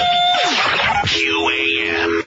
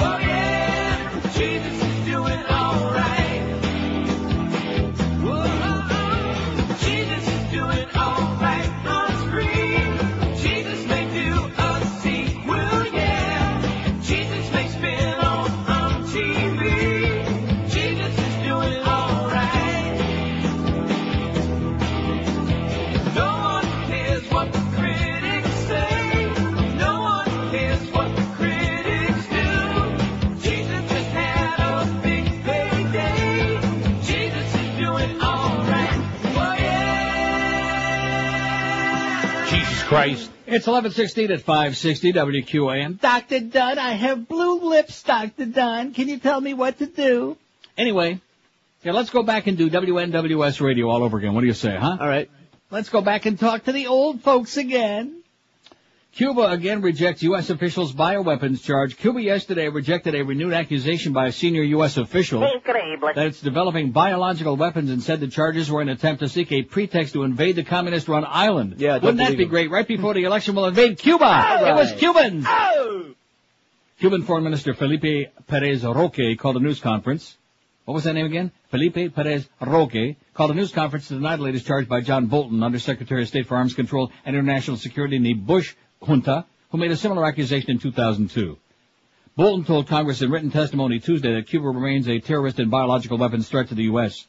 I believe the case for the existence of a developmental Cuba biological weapons effort is strong, Bolton said. Cuba's got one of the most advanced biotech industries in Latin America, but insists research is solely dedicated to medicinal uses. It has research accords with a number of countries, including Iran. Mr. Bolton either suffers from schizophrenia, a permanent obsession with Cuba, or doesn't have an ounce of shame, the Cuban foreign minister said. U.S. public opinion knows that our country has rejected the accusations that we produce violent weapons or conduct research on biological arms, that all of this is false. And it goes on. And, that's a tough one. Who do you believe, George Bush or Fidel Castro? That is difficult, muy difficult. What do you say? Muy difícil. We'll start counting lies, I guess. Yeah. Well, Fidel's had a hell of a lot more time to many, many years. But I think this one's a little bit thicker. You think? Here's the facts that says, Neil, speaking of bad talk show host, the once great Phil Hendry was on C-SPAN last week. Are you sure? On a show with Gary Trudeau, Stephen Colbert of The Daily Show, and several others. Phil wouldn't shut up, started pontificating about everything, then actually said that he wasn't conservative, which caused Stephen Colbert to mock him so badly that Phil looked just plain stupid. Are you sure? It was wonderful. The video of the show is still on C-SPAN website under American Perspectives, Politics and Humor. By the way, Colbert was the only one of the group that was even remotely funny. Well, how sad. How the mighty have fallen, sold their soul to the devil. Sold their soul to Dr. Death, the Death Man, just like Charity did on Passions. You saw that, didn't you? Of course. Oh, yeah. Now, this is disturbing to me because if anybody we know in the business ought to be promoting StopFCC.com and is, it's somebody we used to work with. And he is. Tom faxes and says, I took a peek at Farrell's website. He's also promoting StopFCC.com. I need to know where I can send my $40 money order for the ad campaign. Unfortunately, I got laid off thanks to Bush and his trickle-down his buddy's pockets economy. I had to close all my credit card accounts. We're not set up to do that yet, right? Huh? No, to take cash. We're not set up to do that. No, we're not at all. But I just checked on the StopFCC.com petition thing, and there's only 1,072 signatures from Georgia. You see, it's one thing, just like Stern has put it on his website. Well, there's 80 million other things on his website, plus a lot of these guys, like Howard's got 85,000 different websites. So just having a link to it on there, that doesn't do it. Getting on the air and banging away at it like we did on the show for a couple of weeks and have to even embarrassing people into signing it, that's what motivates people. That's what gets them off their ass. Making the point. 1,072 from Georgia? That's pathetic. He's on the air in Atlanta on an FM, on 100,000 watt FM. And like I said, if there's anybody we know that ought to be promoting StopFCC.com. I'll take your children. I'll sell them to some Haitians. He's the one. Or he's one. He's right near the top of the list anyway. Of course, we don't want to get into that. Do we? Huh? In what? House panel approves copyright bill. Now, here's I want to lay it out for you. Okay, you got the pot laws, you got gay marriages, you've got, the question of being progressive or the question of taking gigantic steps back into the Stone Age, punishing the people, putting everybody in jail, the violence factor, all of these things. I'm not trying to make a PR campaign for Canada. Just stay where you are, please. House panel approves copyright bill. A House of Representatives panel has approved a sweeping new copyright bill that would boost penalties for peer-to-peer piracy and increase federal police powers against Internet copyright infringement. The House Judiciary Intellectual Property Subcommittee voted for the Piracy Deterrence and Education Act late yesterday, overruling objections from a minority of members that it would unreasonably expand the FBI's powers to demand private information from Internet service providers. The PDEA, the result of intense lobbying from large copyright holders over the past 6 months, has emerged as kind of a grab bag that combines other proposals introduced in the past but not approved. You'll love this. One section that first surfaced last year punishes an Internet user who makes available $1,000 in copyrighted materials with prison terms of up to 3 years and fines of up to $250,000. Oh! If the PDA becomes law, prosecutors would not have to prove that $1,000 in copyrighted materials were downloaded. They would need only to show that those files have been publicly accessible in a shared folder. You hear that? I heard it. One part of the PDEA that did not appear in earlier bills would require the FBI to facilitate the sharing of information among Internet providers, copyright holders, and police. Yada, yada, yada. This is unbelievable. Anyway, Canada. On the other hand, here it is right on the front page of my National Post this morning. Sharing copyrighted works on peer-to-peer networks is legal in Canada, a federal judge here ruled yesterday, handing the record industry a sharp setback in its international fight against file swappers. Canadian record labels had asked the court for authorization to identify 29 alleged file swappers in this country in preparation for suing them for copyright infringement, much as the Record Industry Association of America had sued more than 1,500 people in America. But the judge denied that request. In a far-ranging decision, the court further found that both downloading music and putting it on a shared folder available to other people online appeared to be legal in Canada, eh? This has certainly stalled the record industry's current round of litigation and thrown into doubt whether there's infringement at all, said Michael Geist, a University of Ottawa law professor who closely follows Canadian copyright issues. The Canadian Recording Industry Association, which brought the case, said it did not agree with the judge's ruling, and the judge said, to you, okay, raspberry. So how do you like that? There's a little bit, on the one side, there's the one thing, there's the American, let's put everybody in jail, fine them $80 billion, take away their little dog and their cat and whatever else they got, even a sandbox. Pretty scary, ain't it? Chillin'. It's chillin'. Be sure and tell all your chillin' that we live in chillin' times, okay? Pretty darn scary. 5670560, pound 560 on the AT&T and Verizon wireless line. America's best radio talk show host, non-sport, is Neil Rogers, 229. Boy, I sure hope I see a big bonus in my paycheck for that. Howard Stern, 34. Randi Rhodes, 22. Howard! They like the Yenta. See, if anybody else was doing really well, but after hearing that, I just wish I wouldn't have listened. I feel much better about my relationship with the goddess. Howard! Wouldn't you? What? Oh, you didn't hear it. No, I didn't. Consider yourself very fortunate. Don't judge on that first day, okay? Let her have a few weeks and then I hope she's still on. I wish her all the best. You don't even like her. No, that's not true. I like the show she did before, but that's just me. Yeah. I can't even talk about what she used to do now. Blowing bubbles? Listen, this whole Medicare thing right now, the Democrats should be bringing that up. Okay, great. Well, call Lightbulb, okay? They'll talk to you about it. WQAM, hello. Hi, Neil. How you doing, buddy? Pretty good, Pally. Good. Do you know what happened to Rick? It can be different from anybody else. Finally, after all these years, we finally found some common ground with old Baldy. 27 past 11 at 560 WQAM. Wait till those numbers come out, man. It's going to be really, something. We're Sports Radio 560 QAM. Don't say the F word.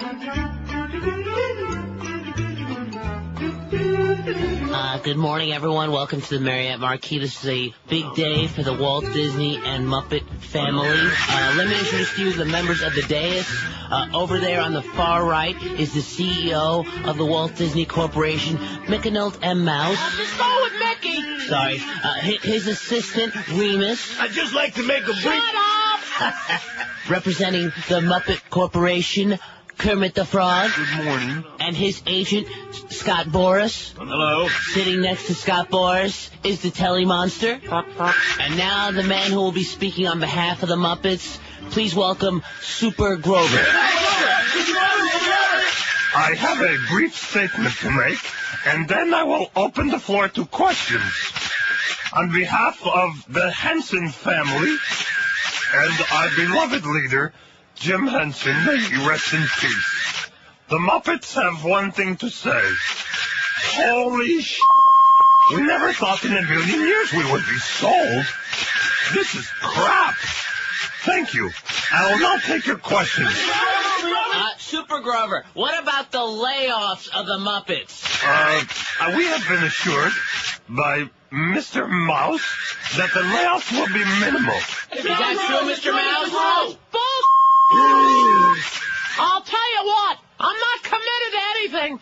I'll take a look at the whole furry package and cut it up like a pepperoni. I don't know what. Mr.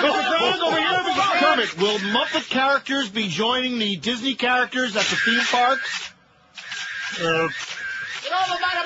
Good morning. We basically don't know what the hell's going on. The sale kind of took us by surprise. Louder, please. So I guess we'll deal with it as it happens. Mr. Boris, question, Mr. Scott Boris, can you tell us your role in the negotiations? I basically put the whole thing together in my spare time. I've been working with the A-Rod thing, but this has been my baby, my puppy. I think it's a match made in heaven. Mr. Mouse, Mr. Mouse? How about the relationship between you and Mr. Frog? I understand there's some tension between the two of you. I'll tell you what.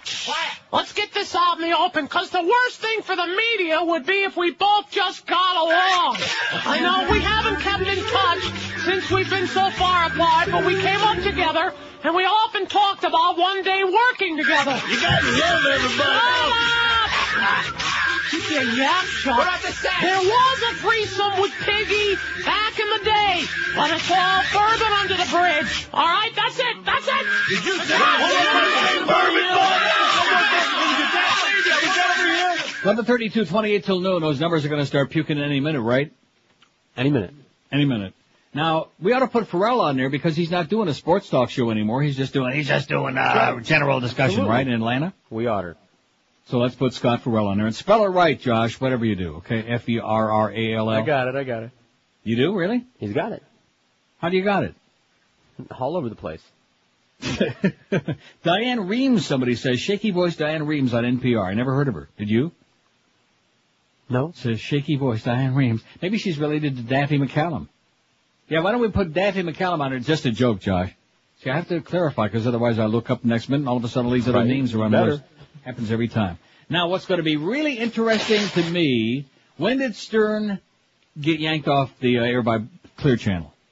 I don't know. Would you say around the 1st of March? Because the ratings that are coming out today are December, January, and February, but it extends into, I think, through the first week in March. I'm not really positive. See what I'm saying? Uh-huh. So you might not see much of a reflection of that yet. That might happen when the whole book comes out on April 29, I believe it is, or 28, something like that. But it's going to be really interesting to see if people start abandoning those Clear Channel stations in South Florida. We've got all the logos for them right there on our lovely website, neilrogers.com. Big 106, Y100, WIOD, Love 94, Men in Black, WMIB, WRFX, your marginal sports station with its .00 share, Zeta, and the WCTH, which I have a Thunder Country. What the hell is that? Is that another country station? No. Thunder Country, WCTH FM, 100.3. Never heard of it. So those are the 8 that Cheap Channel owns. So you'd think that the Stern people especially would be really pissed off and fired up. But we'll see, you know. Oh, I see the fax machine started. I thought maybe it was numbers. No, not yet. On his overnight show last night, Joey Reynolds made a point to mention Randi Rhodes on the new Air America radio network. How do you like that? Joey. I am that hemorrhoid. He said that back in the WIOD days, he attended a Dolphins game with his kids and watched from the WIOD press box along with Randy and several other people. He said he hardly knew her at the time, but found her sitting with his children telling him what a horrible guy he was. Says Mervyn Jupiter. He's clearly no love lost for the... I don't dislike Randy, but I just, and I have tremendous admiration for her, guts, man. She's got a big pair. Especially when she told off Bob Green. My good friend Bob Green, you know, that was going to take care of George.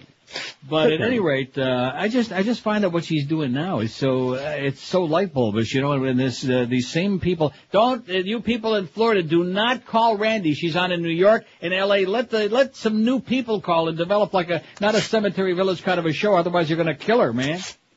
Those light bulb people, well, look at this. Now, what is this new poll? LA Times, Kerry 47%, Bush 44%, Nader 4%. Nader 4%, wow. If it weren't for Nader, Kerry'd be safely ahead. You see that? That's the brand new LA Times poll just out today, nationwide. Got it? Got it. It's only the 1st of April, man. It means very little, to be honest with you. You want these 12-plus numbers for starters. You know what Joey said? I have my nose up Neil's ass. Get it out of there, Joey. Okay, it's killing me. What is it? Yeah, whatever you got, just send it along. You know how we usually do this. I don't care. I got plenty of paper in there. I got it all stacked up, loaded, ready for bear. I sure would like to have some idea now how we're doing. Although Eric says he can't tell me till Monday how our Stop FCC.us is coming as far as donations. He won't be able to tell me till Monday, which is fine. Okay. I don't want to put any added pressure on him, but I'd just like to have, see how much action we're getting on there. Catch my drift? Mm-hmm. I'm talking about real action, not some of the bogus clowns out there. We're onto them, you know. 5670560. The numbers are going to be coming out momentarily, boys and girls. The trend, ordinarily trends don't mean that much, but this trend, we're dropping off that bad November in midday. You never know. It could be pretty good. It could be pretty weak.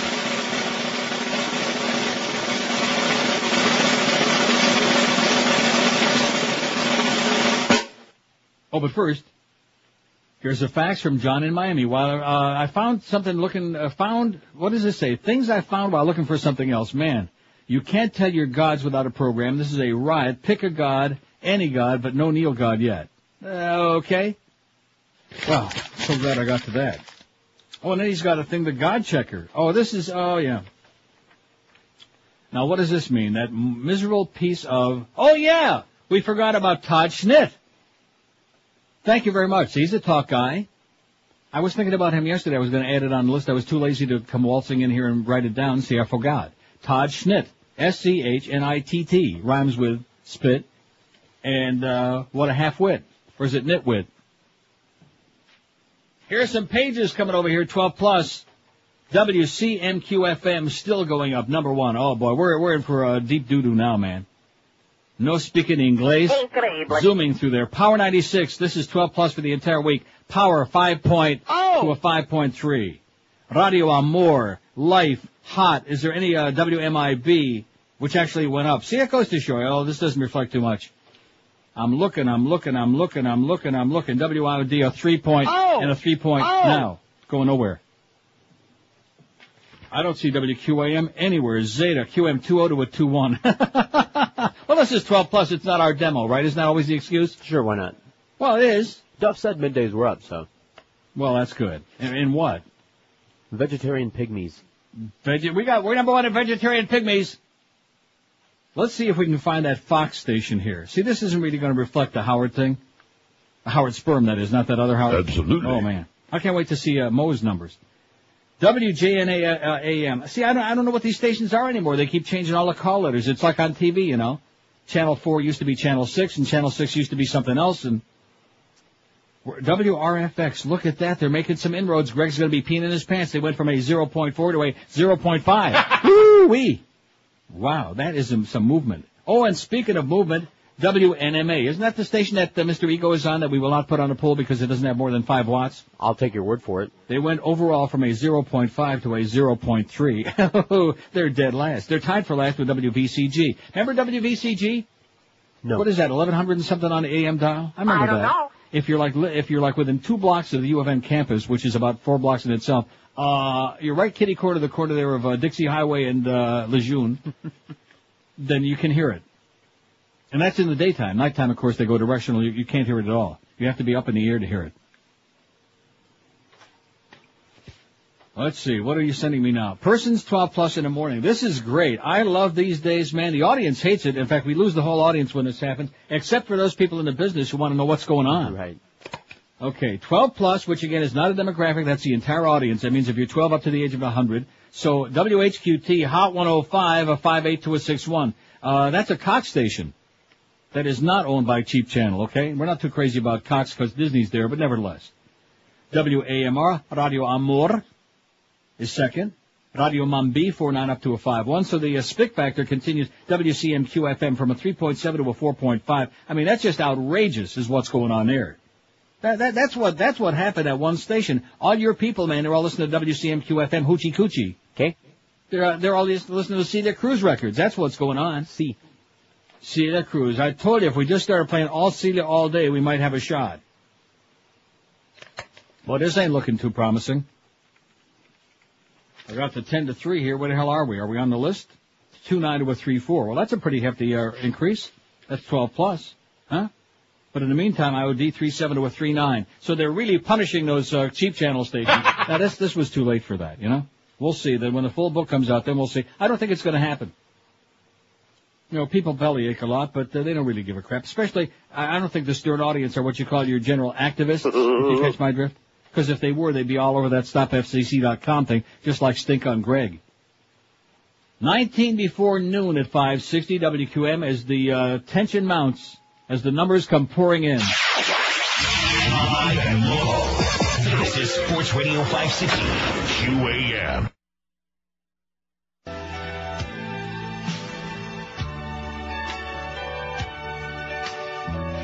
I believe that rehab's in my future.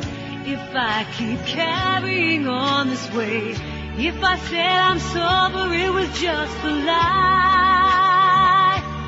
I am am so freaking high. But it is easier than go to a meeting and say, hi, my name is Whitney. I started long ago, smoked some pot and did a little blow, heroin and LSD, angel dust and some peyote, love crystal meth and ecstasy. I'm lying if I say that I'm drunk free, airport security. They found some pot on me. You'll find the greatest drugs, they're all inside of me. 11:44, 16 till noon at 560 WQAM. These men numbers that are just starting to creep in here. The entire week, men 18 plus. Not looking all that promising. We only went up from a 3.9 in the last trend to a 4. Oh! That ain't much of an increase, you know it? Mm-hmm. We're number 2 in this trend. Oh, you got that already? Yeah, well, I looked at it before I see. Well, did we go up at least a little bit? Did we improve? We went up a little bit, but CMQ, I guess it is. CMQ FM is kicking ass in men. They look at this. Overall in men, WCMQ FM 6.3 to a 7. Oh! Holy moly, man. We ain't got no chance. Do you I am Celia Cruz and I am dead now, but I remember when I was alive. I will listen to the live Yeah, that's going to be I told you this, and nobody would listen to me, okay? They all laughed. They all laughed at me, and especially with all the stuff that's going on right now, we wouldn't have to worry about language. We wouldn't have to worry about all these bleeps and all this other crap. We just turned Celia loose, man. All Celia all day. What is WCMQ FM? What is asking me, and I look don't look know. at this. Look at this in the morning. WCMQ goes from a number 3 with a 4.9 to a 6.5, number 1 by so far that they're down the road and gone, like Secretariat in the Belmont. Radio Mambi in the morning is number 2 in men, 5.1 to 5.4. This is a spick book, man. Big has already started to drop off, 6.5 to a 5.2. That's because Howard, this must have just been the beginnings of Howard being gone. All right. You know that. Sure. You wait till you see the book comes out. We're big. They're not going to be so big. They're going to be like really, really pequeño is what they're going to be. What does that mean? WIOD 4.4 down to a 4.2. That's in the morning. Zeta 3.8 to a 3.7, tied for 10th in men. Hoo-hoo. QAM 3.1 to a 3.3. I see Mo had a little bit of a, Absolutely. little bit, not too much, not too good. 3.3, number 13. Ooh. Hey, do you want the persons 18 to 34? Whatever you got, man, just send it along. Just pour it right through there, okay? It'll give us something to do. Kill some really outstanding time. WCMQ-FM. Somebody needs to call us and explain to us just what the hell that's all about. What is it? Is it animal, vegetable, or mineral? I mean, they just came out of nowhere, out of the dark, and they're just kicking ass. They've taken the market by storm, and our people are walking around like that. I told you, man, that's the format that'll kill all Celia all day. WQAM, buenos dias. Hi, how are you, Neil? Pretty good. I wanted to ask you about that last bit, the greatest drugs inside of me. Who is that great singer that's doing that satire? See, Matt, that's Whitney from Passions. Whitney from Passions. She's singing in the club. WCMQ-FM, man, is that a killer or what? We'll get some people on here that'll call, tell us what that is, just like that first, that little Julio that called him with a spy report about how they're plugging StopFCC.com on some of the more enlightened Spanish language stations with no spigot Inglés. WQAM, hello. Good morning, Neil. Good morning. I'd like to add George to your poll. He's a fabulous broadcaster. The best talk show host in America is George Rodriguez? He's a fabulous broadcaster. Fabulous. And he gets all the hot guys. Oh, fabulous, I see. I was a little slow on that because I'm looking at these numbers and not paying any attention to your boyfriend there. Oh, look at all these pages and pages and pages. How many trees did we have to knock down for this? Man, oh man, let's see, midday. Oh my God! Are you kidding me? Ho, ho, ho, ho, ho, ho. Yeah. Wow, wow, wow, wow, wow. Men 18 plus. I'm going to tell you something right now. In fact, and you can mark it down like Wayne says. There's only one thing to say about the whole deal now. Only in the Banana Republic, baby. Only in Miami. Well said, Mad Dog. WCMQ-FM has come out of nowhere, and now they have an 8.4 share. They're number one in men in the midday. QAM, we went from a 5.4 up to a 6.3. That's pretty good. It means we had a good month. Right, we'll take it. WIOD 6.2, we edged them out. WMXJ 5.2, Life 4.7, Radio Mambi 4.4. I'm going to tell you, man, you can smell the olive oil on here. That's how it's incredible. You can smell the guava. Oli oliva. Oli oliva. No, that's the wrong kind. I'm telling you right now, this is just unbelievable. They have just, when I say they, I'm talking, of course, about our good Cuban friends. Now, do other Julios listen to that too, or just Cubans? Let me go find one and ask them. Find a Puerto Rican, but you don't want to talk to them. Oh, Lenny's around here somewhere. Yeah. No, seriously, yesterday. Somebody must tell us what this is. I mean, this happened while all of our programming geniuses were asleep. I think Bill Tanner's got his finger in this somewhere. You can smell the fine finger of Tanner on this. What? I think they're being undersampled. I beg your pardon? I think and that's in spite of all the Cubans, the Spanish language people being undersampled, according to Miss Tanner. What the hell does she know? WQAM, hello. Can I answer that? Yes, I can answer that. Yes, I'm sure you could if anybody could. Okay, I can answer that because that's my expertise. No, yeah, that's your expertise. Yeah, the Clásica 92, which is the one. Now speak it English. Come on, don't start lapsing back into that crap. No, that's just because we're invading Cuba. That's the idea of them. It's Clásica 92.3, 92.3. I see. Okay, plays all Spanish songs. Most of them romantic. Boleros. No.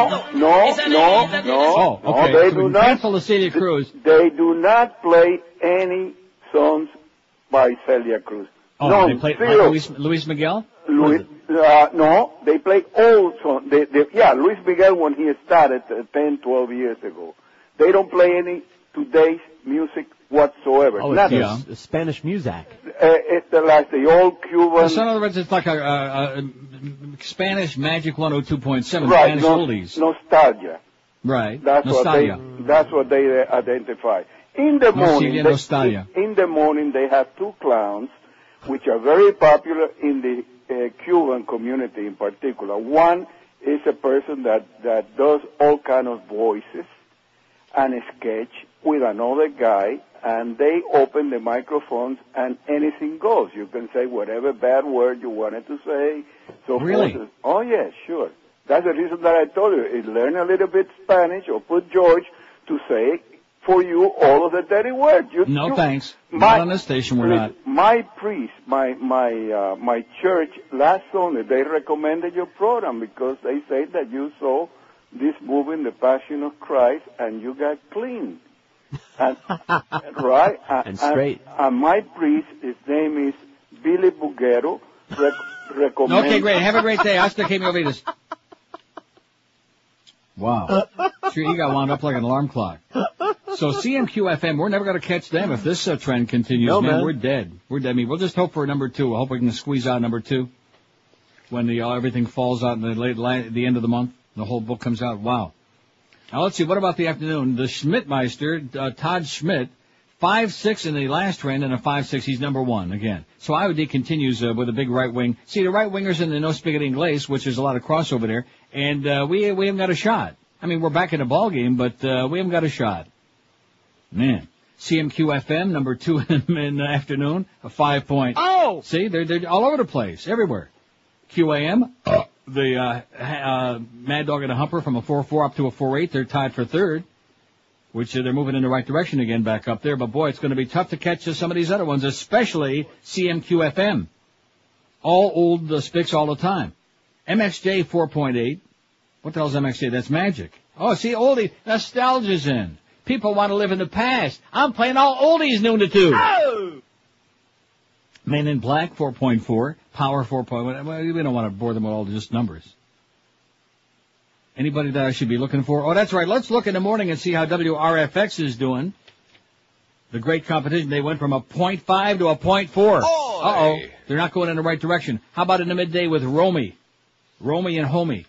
Wouldn't that be great if they put the Crow on with Jim Rome? It would be Romy and Homie.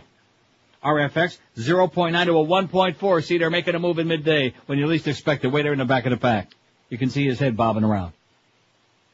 What about in the afternoon? What do they got in the afternoon? Do we have any idea? Oh, isn't that where Stugatz? They weren't on that yet. Stugatz and toast. Did you say Stugatz was going to be toast? Isn't that what you said? No such WRFX 0.5 to a 0.6, so they're making a little teeny tiny. They're edging their way. Not really. They suck. So there you go. That's the deal. We're number 2, and we're pretty excited about to be hanging on number 2, as a matter of fact. That's back up from number 3 in the last trend, because nobody who speaks English gets any diaries, and certainly nobody who does get them returns them anyway. Very sad. WQAM, hello. Hey. Yes, sir. Hey, what are you doing? All right. Is this Neil? Yes, it is. Hi, Neil. Hey, do you remember who that fat guy was? He had white hair and a beard at that old station on like 135th and Federal.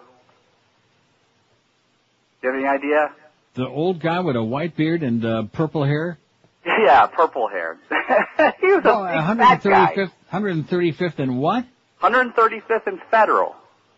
What the hell was that? No, like Biscayne Boulevard. I mean, I'm in Fort Lauderdale now. What station was there? Was no station at 135th and Federal Highway and Biscayne Boulevard?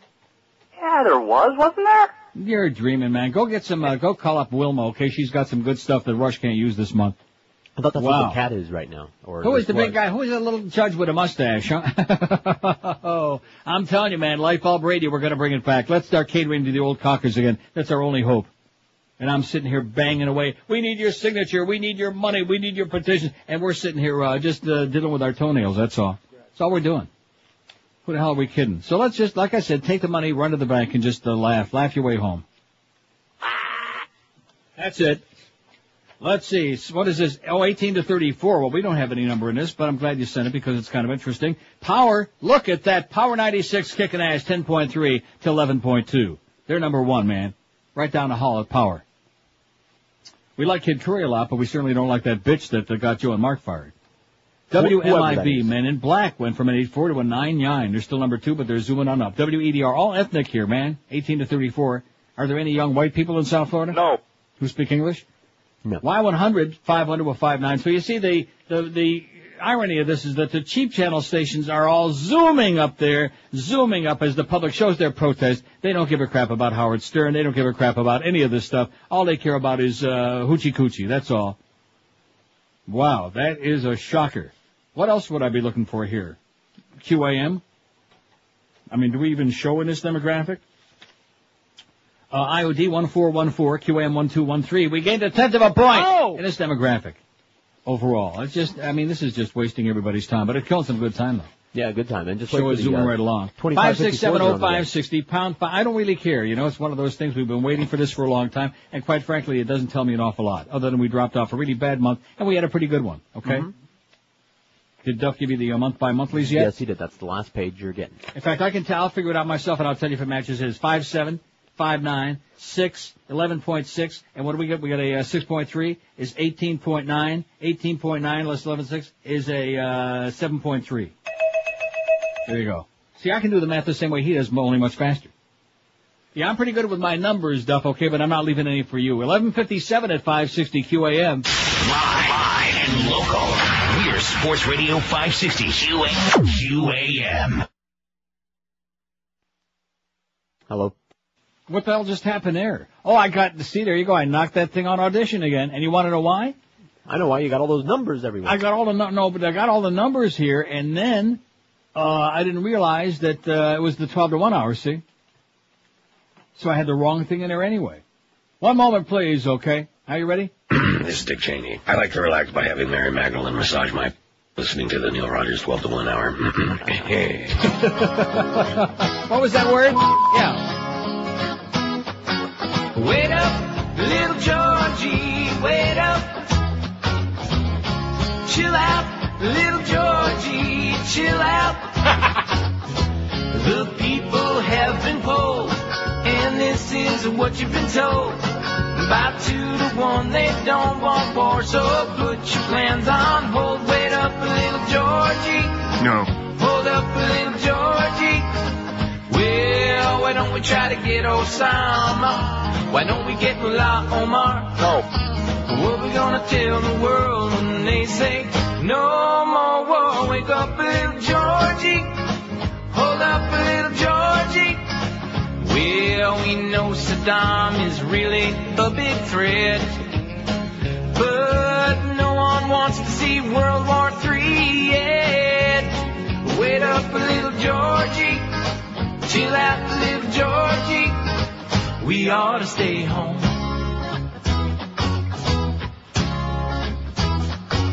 Wait up, little Georgie, wait up. Chill out, little Georgie, chill out. Before you send our men, be sure to count to 10. Before you blow the crap out of Iraq, please listen to the UN. Wait up, little Georgie. No. Hold up, little Georgie. Wait up, little Georgie. Well, look at that. Person's 2554. Mo went up a little bit from the last trend, from a 2-1 to a 2-3. That's still pretty awful. Although if you double that, let's see, that's about a 4 in men, I would say, is what I'm looking for. 2554 men in the morning. What do you think of that? Okay, that's something. Not great. Not awful. Not awful. Not terrible. Look at this. We went from a 3-1 up to a 3-9 in persons 2554. So you double that, 7-8. About a 7-5 in the men, which I think that would put us back on top, quite frankly, men 2554, even with this whole, well, we'll see. Now look at this. Persons 2554. This is what gives us hope, okay? Oh, hallelujah. You want to know why? Why? Well, no, stop and think about it. WCMQ-FM, although, look at that. Look at that. Overall, persons 25 to 54, WCMQ-FM is number 1 with a 5.6 overall. In the morning. Hot 105 is number 1 in that demo. WAMR, Radio Amor. Does anybody speak English? Oh, my God. No. What are we going to do about this thing? Nobody speaks English no more in South Florida. Jump in the taxi cab, I said, driver, Central Park. Speak in English, please. Me Por favor. quizzically. I could tell he was in the dark. So I acted out my park charade, and with my arms the trees I made. Nobody speaks English anymore. Good golly. I went down to Miami Beach where the weather is nice and sunny. I walked into a liquor store, but the guy there talks real funny. I asked him for a pint of old Jim Beam. He says, no entiendo. What does that mean? Nobody speaks English anymore. At the corner deli. Hell, I think I'm in Pakistan. Speak English, smelly. Or you can go back to Iran.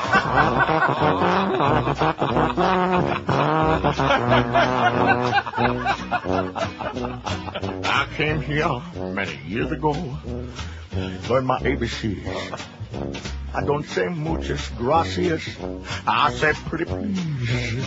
So get yourself to a classroom quick. You're in America now. Stop making me sick. Nobody speaks English anymore. Only in the Banana Republic, baby. Only in Miami. Amen. Let's see. Afternoons, 2554. Hank and the Mad Dog got a 3-1. It's up from a 2-6. They're moving in the right direction. That's let's see, 6.2. It's about a 5-8. Not too bad in men, right? He'll take it. And what did I say about Mo, the Mo Man? About a 4. And we got like a 7-5 something. I think we're moving in the right direction. Nice going there, Duff and Clarence. We could have done it without you. You know, so I said we could have done it without you. So I think the bottom line on this, and it's only a trend. We got a way to go, but Right. I could do better than that. We're number 2. Damn it! Yeah. And we're pretty excited about it. Just to be even within the shadow of CMQ-FM. Right. And quite frankly, that's where we are. We're in the shadow. I feel like Lamont Cranston. Okay, let's get a million calls in here because these people get really porked off when we waste all of this time with these numbers and the rating. You know, life goes on, you know. Life goes on until they take all of us off the air. 5670560, pound 560 on the AT&T and Verizon Wireless line. I guess maybe I'm just deluding myself. You think that's possible? About what? Oh, about all these petition drives and about raising this money and about... that. All of these things. All of these things. Of course you know? you are. What else is new? So in other words, we should just lay off? No, we got to do something for the radio show. Let's do this. That didn't sound too positive to me. Whatever. Oh, here's Duff says, congratulations for that big 7-3 in man in February. Well, thanks so much, Duff. And by the way, get lost. And what's this other thing here with the bell? What is that? Art Bell. Get it? Oh, Art Bell. Isn't that cute? Somebody put all this with a palette and an easel, and then they got a bell on the bottom, as opposed to just writing out Art Bell. They went through all of this great artwork on here. Let's put Art Bell on the list. Right. What do you say? Okay. You got it? Got it. All right. So we're really moving in the right direction. Let me stick that in my drawers. Oh, there you go. Thanks, Doc. That's really, he's got his calculator out. He's doing something really productive today. About time. Got Boca Brown to recut that bit. You better be joking about that. I wish I was. I thought he was. So it's nice and clean and appropriate now. Now you're aware the Federal Communications Commission is on a mission from God to protect your children and perhaps yourself from the sinful danger of dirty words. What you may not know is the FCC regulates your private telephone calls as well. That's why Faith-Based Ministries Corporation is proud to introduce Word Block. Simply attach this easy-to-use device to your phone, and the words of Satan will be blocked out instantly. Hello. I'd like to have a minute of your time to talk about our timeshare. Get up. Hello. Interest rates have never been this low. I'm calling to let you know we can refinance. Leave me the alone, you. Hello. This is Barbara Bush. Please vote for my boy. Fascist, oligarchy, and globalist. Call 1-800-BULLWHIP, and Word Block will be shipped directly to you for a generous donation of $2,000 to the Republican National Committee. Many restrictions apply. And guess what? That's the one I'm playing, so don't even waste your time sending that to me because I'm not putting it in my DCS. If you want to put the other one in there, be my guest. I'm not doing it. There's nothing wrong with that. This is, you see, somewhere in life you have to draw the line. This is where I draw the line in the sand. I'm not playing the other one. He's not saying the words. Okay. You follow what I'm saying? No, I understand perfectly. Well, then just forget about it, is what I'm saying. Forget about what? I mean, if he wants to sit in there and play Butch Boss and pretend that he's like exercising his authority and really, there's nothing to bleep. There's no word there. There is no word behind a bleep. You take about the bleep out of there, there's dead air, there's silence. That is about the silliest. Now, when did this happen? I just heard in the little chat during one of the breaks there. He said it was on its way. I don't want it recut. I will not play one that is recut. There's nothing wrong with that. That's the one we're sticking with, okay? I think he's charging $500 for a re-edit, though. There you go. $500 for the re-edit. Good thinking there. If Duff wants to play it on his show, in between the Celia Cruz and the Luis Miguel records, more power to him. We're not playing a recut one on this show just to be childish and juvenile, okay? And the hours I spent at least 10 minutes recutting that Bill Cigar and Monica's, I thought was a masterful thing. Now, you notice I didn't run that through by anybody. No. Look, here's the way I look at it. If we need that much involvement by people who aren't talk show hosts in the first place, then we shouldn't be on the air, period. Bill Cigars and Monica's.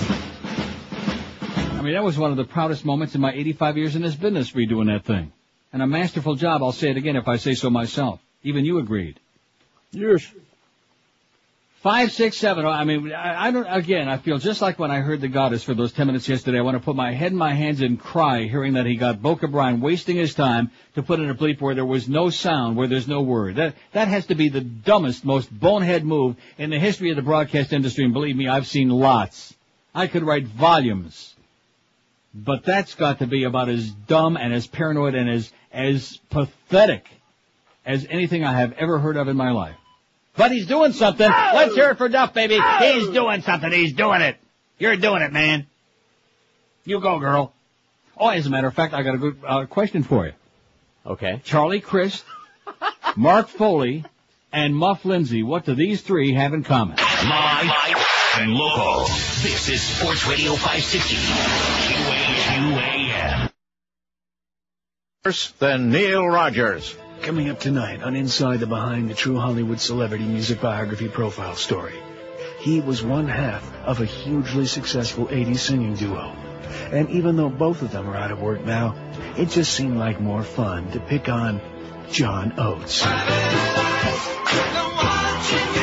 Nobody remembers me because I wasn't the pretty one like Daryl Hall. Let's face it, I look like a cross between Freddie Mercury and Billy Bob Thornton. John Oates' unrelenting bitterness and tragic loser status provide exactly the kind of demeaning, sphincter-tightening awkwardness we love here at Inside the Behind. Well, I'm here to tell the world that I'm back with an all-new show I simply call In Oates. I'm sorry? In Oates, featuring all the parts of the Hall & Oates songs that I made famous. The parts you made famous? I'm not sure I understand you. Like Kiss on my list. Because your kiss. Because your kiss. I get it. I see Because your kiss. Oh, my God. Or Man-Eater. Whoa, here she comes. Right, yeah. Whoa, here she comes. Sure, yep. Whoa, Please stop. Rich girl. Rich girl. No. Bitch girl. No, I said shut up, you freak. I'm not gonna shut up. You listen to me. Rich girl. Rich bitch, yeah. Mr. Oates. Oh, Mr. Oates. Oh, I'm sorry. Is he singing Just the Backup again? Yes. Oh, it's so tragic and embarrassing. But that's what you guys like, right? John Oates. If they gave an award for a second banana. Hey, FCC, I said banana. Go ahead, find me. It's a big, juicy, sopping wet look at show business. Tonight, on Inside the Behind. Now he's Muff running up and down the hall now going, oh, Greg, they said banana, but it's a banana. Is he doing that? No, we're in here. He will be pretty soon. Anyway, he just faxed me the CMQ-FM numbers monthlies, which they're gigantic, but I really don't care. But at least he felt he did something. I'm just drawing the line at that point. At this point, I mean, when we got such a nervous Nelly, Pop Hadjenko, look what we got. You know?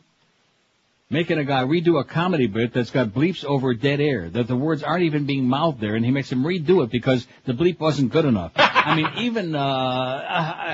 even dead people are chortling at that. Liberal radio network hits air with left jab, says the Washington Post. Al Franken set a lofty standard on his new radio show yesterday, casting it as a battle for truth, battle for justice, and battle for America itself. Not to be grandiose about it, he added. See, he always does everything is a little quip. You know, right. They're not funny, but he puts in these little quips. Air America Radio didn't have a grandiose debut. The signal was elusive in Los Angeles. In San Francisco, its station didn't materialize, and its internet feed kept breaking off, but the fledgling liberal network managed to plant its flag in what has been overwhelmingly conservative turf. And it goes on. A parade of liberal guests came on, and one-time Watergate felon G. Gordon Liddy called in from his radio show, and yada, yada, yada. Franken said, I know if someone comes after me, you'll kill them, and not quickly, Liddy said, slowly and painfully. And it goes on about how Mario Cuomo bombed and Jerry Brown bombed and all the other liberals they put on the air have bombed. And it says they've assembled a lineup that leans heavily on entertainers from comedian Janine Garofalo to rapper Chuck D to Liz Winstead. The goddess is not mentioned in here at all. But like I said, she should quit bellyaching about that and worrying about making her mark and letting people know who she is. Because nobody knows who she is. See? All these other people that I just mentioned their name, people know who they are. See? I see. 5670560, pound 560 on the AT&T and Verizon wireless line. Who is the best radio talk show host in America? Non-sports, of course. Neil Rogers, 365, although under 65% now, we're slipping. Howard Stern, 71. Phil Henry, 32. Randy Rhodes, 32. Rush Limbaugh, 17. Al Franken, 11. Bill O'Reilly, 10. Michael Savage, 7. Sean Hannity, 7. Alice Rantel's got a pair. Dr. Laura's got a bigger pair. Tom Likas, 2. Ollie North, 1. Scott Farrell's got 1. Todd Schnitt, 1. Art Bell, 1. G. Gordon Liddy still don't have any out of 562 votes. Gordon Liddy don't have any. Damn it. That's probably because nobody carries their show on the market, right? No. Aren't there other people on this list who nobody carries their show on? Well, they've heard Alice Rantel 100 years ago. That must be the light bulb crowd, if you ask me. Uh-huh. Oh, yes, I remember WNWS. Alice was so good. She was so wonderful. And on the light bulb, it was a Machaya. It's all water over the bridge, baby. Ancient history. Life moves on. All Spanish oldies all day. Oh! Starts tomorrow on QAM. It's an 80s. No, not her, though. Now, that's interesting. Why would they not play her? For the same reason that, like, some oldie stations avoid, like, the Beatles or things that have been worn into the ground. They do? Sure. I've heard of those. I've heard them. Oh, sure. Why would you want to play the Beatles? Somebody might want to hear that. Right, exactly. Don't send me any more faxes from that chronic whining little John. I mean, this guy is pathetic. Why don't you do this? Why don't you do that? Listen to your Spanish language stations and get lost, John, okay? Nobody cares. Let's see. Did you catch last night's South Park? No. Yes. No. Passion of Christ satire, funny and timely. How do they crank these things out so quickly after the fact? It's a phenomenon, said WB. It's a phenomenon. It's not just a 1 to 2 hour. It was very good and pointed, and it had Mel smearing, can we even say, matter all over the walls. Wow. Yeah. Well, that's good. They better do their things while they're still still on the air. In fact, a lot of these drop-ins, I notice I can't even play it. No Drugs are good. Okay. Can't play that. Yeah. Can't play that. Nope. She's an evil bitch. I can play that. No. This one I can play. French people piss me off. Yeah. A lot of those South Park drop-ins we can't play no more. Listen, if you leave it in the hands of Muff Lindsay, I'm telling you right now, you won't be able to say hello or goodbye in about 2 weeks. You're dealing with the most nervous Nelly I've ever been around in my life. I get nervous just when he's around.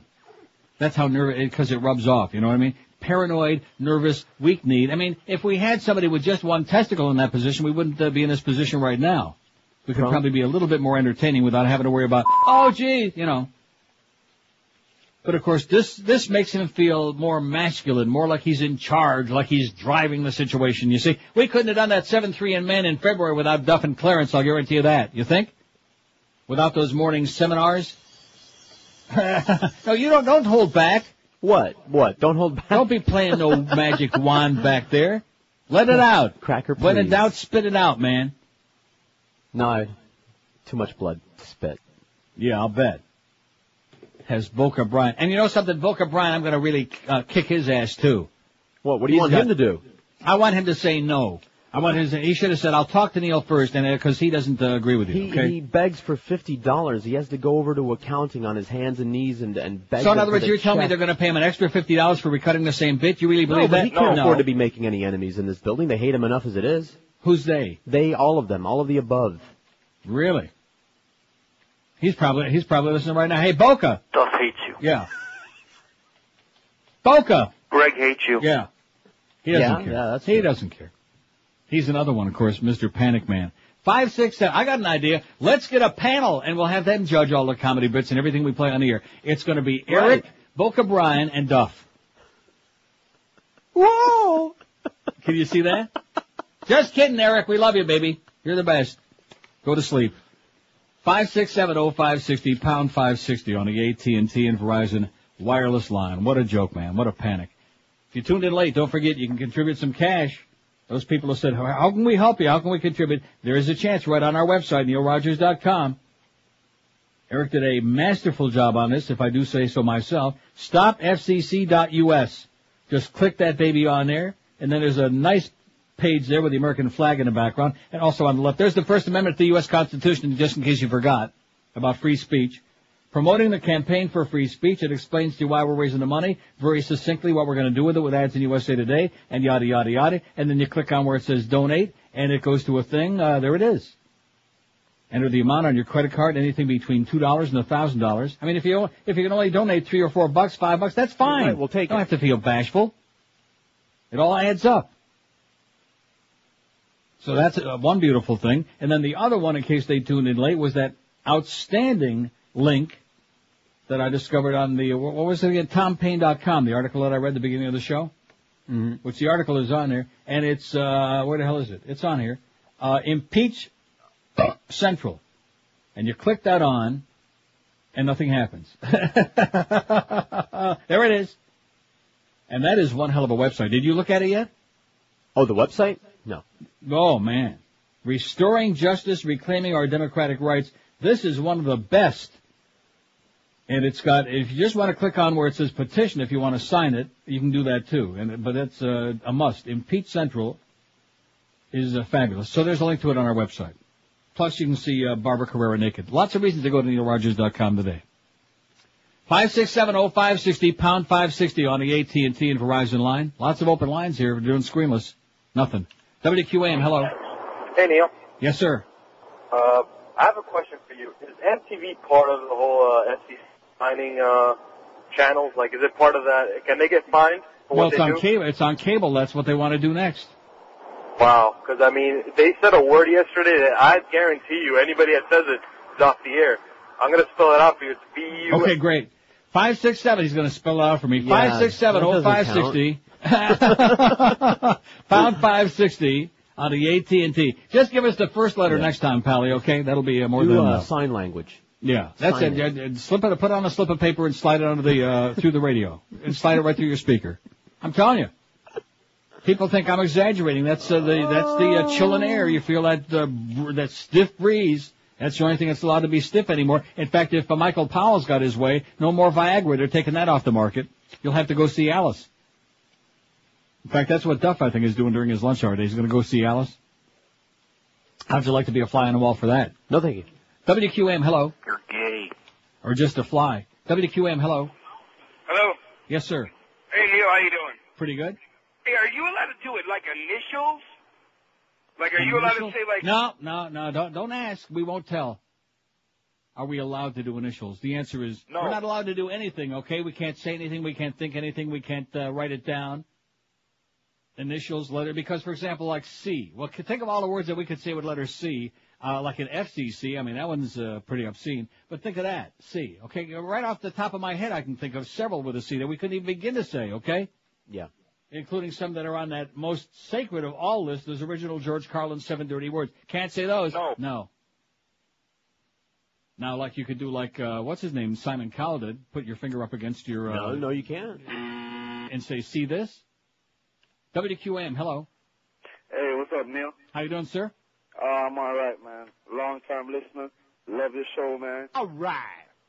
I love everything you've been doing recently with all this FCC stuff, and I'm trying to make the public aware of what's going on.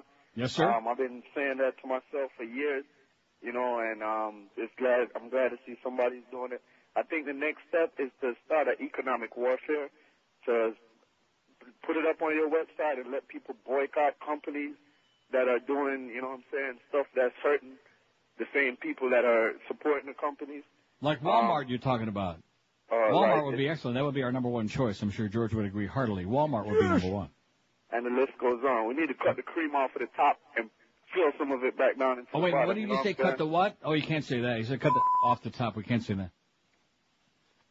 Sorry, Pally, can't do that. 5670560, pound 560 on the AT&T and Verizon wireless line. Just don't pound it too hard, okay? Please. Can we do pantomime? Yeah, we're going to have to start doing that pretty soon. Marcel Marceau hour coming up instead of Mad Dog today. No, actually, we got the Mad Dog at 2. He's back after a couple of days off. Look at that. I knew nothing was perfect. Joe Zagacki is on for the Hebrew Hammer at 4 to 6:30 for the Zagacki Meister. Panther preview after a disastrous loss to Ottawa last night. At least it was disastrous for the Leafs anyway. Panther preview 6:30, and at 7 o'clock it's Panthers at the Tampa Bay Lightning over there on the West Coast. Tampa Bay, what a team they got. I heard Geldy this morning. I think they're going to have a season next year. I don't know what to base that on, but I just think they're going to play in Nobody I know, no columnist, nobody who's ever even seen a hockey puck thinks there's going to be a season next year. But Geldy says, and the only reason he's saying that, he's trying to talk himself into it so he can have Jug's job doing the games on radio next year since Jugs is retiring. Eddie K after the hockey game. Got that schedule down? Oh, good. Yeah, got it done. 27 past noon at 560 WQAM. I've been telling you for a long, long time, if your mattress is old and lumpy, say goodbye to that mattress and get a great new one the easy way with just one simple phone call to Dial a Mattress. 1-800-MATTRESS, that's all you have to do is call that number. Because Dial a Mattress backs up everything they say in their advertising 500%. Their competitors still lie like crazy. For example, you see an ad in the paper with a big headline that says, half off. But when you read the fine print, you find out this only applies to a very limited selection of items that you didn't want anyway. Everything else, it's still full price. And they probably double the regular price first. And you'll probably never be able to make a fair exchange if you don't like it. But at Dial a Mattress, in their ads, you'll find no tiny print, no disclaimers, no BS, no crap. When you call 1-800-MATTRESS, you'll see their prices are so low, other stores have to offer half-off sales just to compete. Dial a Mattress has got a no-risk 30-day comfort exchange policy on all beds, including yours. And don't forget, when you call Dial a Mattress at 1-800-MATTRESS, you're getting a company ranked number 1 in overall customer satisfaction, from Kendall to Stewart, Palm Beach to Fort Myers. And Dial a Mattress reminds you to read the fine print because they want you to know what you're buying, even if you decide not to buy from them. What's not to like? Do what I've been doing for a long, long time. Replace that crappy, worn-out mattress with a great brand new at an unbeatable price by calling 1-800-MATTRESS or log on to mattress.com. Dial a Mattress, that's 1-800-MATTRES, the honest, the smart way to get you a great night's sleep for years to come. Live and local. This is Sports Radio 560. QAM. Just tell me what your problem is. this is Mohammed and David, star of Sport Hole Radio and All You Can Eat Dinner Theater. And this is Doggy. I have to squeeze my legs to lower my voice. We're here to tell you about the WQAM online auction. Yeah. Why, it's just like eBay. Only it's manly sports stuff. Like Jim Mandage's old cleats, size 19. Yeah, partially eroded urinal cake used by your favorite on-air stars. A pair of Luann's runny nylon. An unclaimed jewelry piercing found on the men's room floor. Lunch in prestigious Fort Myers with a giggly bimbo named Joy. Discarded human bones left here by Pharrell. And Geldy's manhood. Wait a minute, I want that. Did I mention my personal ICD, a Godsmack? You never heard of Godsmack, eh? Yeah, now you know. You want to hear some more? More Godsmack. The 560 online auction. All proceeds will go directly to the Bend and Stretch, Reach for the Sky, Stand on Tippy Toes, Way Up High Foundation. 12:32 at 560 WQAM. Another fraud there that was pushed over on us by Clarence and Duff, although now Duff is running away. I had nothing to do with that, you know. And by the way, Boca Brian, in case you forgot. Duff hates you. Okay. I just want to play that every few minutes to remind him. Not that he's insecure or paranoid. You do understand that. He's he's got his feet firmly on the ground. Confident man. Look at that phone. We're doing screenless. There is not a call on the board, man. This is just amazing to me. That is just a shocker. Well, they're all over there with Rush right now. They want to hear all the lies, all the BS. See, you just can't compete no more with the right wingers. Okay, so this idea of Air America and liberal radio. What did I tell you a long time ago? Yeah, wasn't I poo-pooing it right from the get-go? It got a Chinaman's chance. 5670560. Is the phone working now, or did we just die? WQAM, hello. Hey, Neil, how you doing? Pretty good. I can change the subject. What subject? Yeah, okay, great. Good one. That's the Haya Pally guy. 5670560, pound 560 on the AT&T and Verizon wireless line. Like I said, let's just do goofball radio, okay? Let's Schmidt-can all of this stuff about Bush and about politics and about petition drives. Let's just say to hell with it, you know? To hell with it. To hell with it. In fact, I even I don't want to steal from my close personal friend and colleague, okay? But I'm thinking about saying, forget about it. Yeah. He's just a piece of work. I'm not talking about the real Mo. I'm talking about the one that Boca Brian created. The Mo and Geldy he created. If we could have a show of that, we'd have a 10 share in the morning easy. You know? That would have a number. I'd listen. It'd be a panic. WQAM, hello.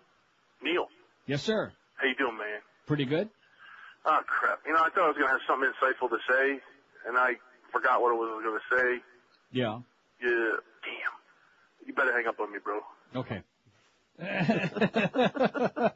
Oh, he was all right in spite. This is the life we have chosen. Now, he was excellent. He was very good. That's one of the best calls we've had in recent memory, as a matter of fact. That was very, very good. See, he feels bad, but I feel good because it was a magnificent call. WQM line 9, hello. Hey, Neil, how you doing today? Pretty good, Pally. How you doing? All right, couple things. Spy report sir. on the goddess yesterday. Yeah. Yeah, she sounded pretty good.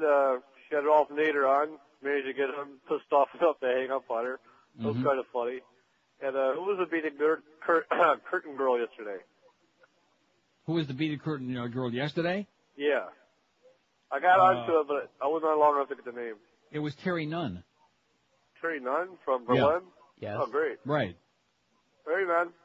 Nothing about 30. Okay, hop on it. What is he babbling about? I have no idea. So I guess I heard the wrong 10 minutes of her show. I shouldn't be prejudging. Maybe she had a magnificent show, and that call from John in Lake Worth just really set me back several years in my life.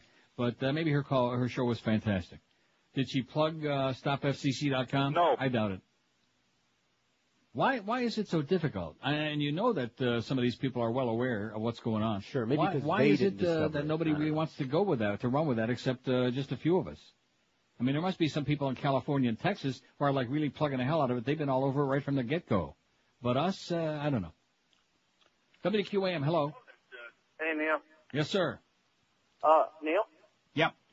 Hey, I just wanted to go along the same line as that last call. She chewed up Ralph Nader and spit out little pieces. It was wonderful. Great. I love it. She said every single thing that all us Democrats who feel that he ruined the election in 2000 have all wanted to say, but, only Randy's got the big one. Right. It was great. Dynamite. Well, I'm glad. I guess I heard the wrong part then. Well, give it another shot. She was nervous yesterday, but I would imagine, yeah. she's the superstar of the whole thing. She's the superstar of Air America? Yeah.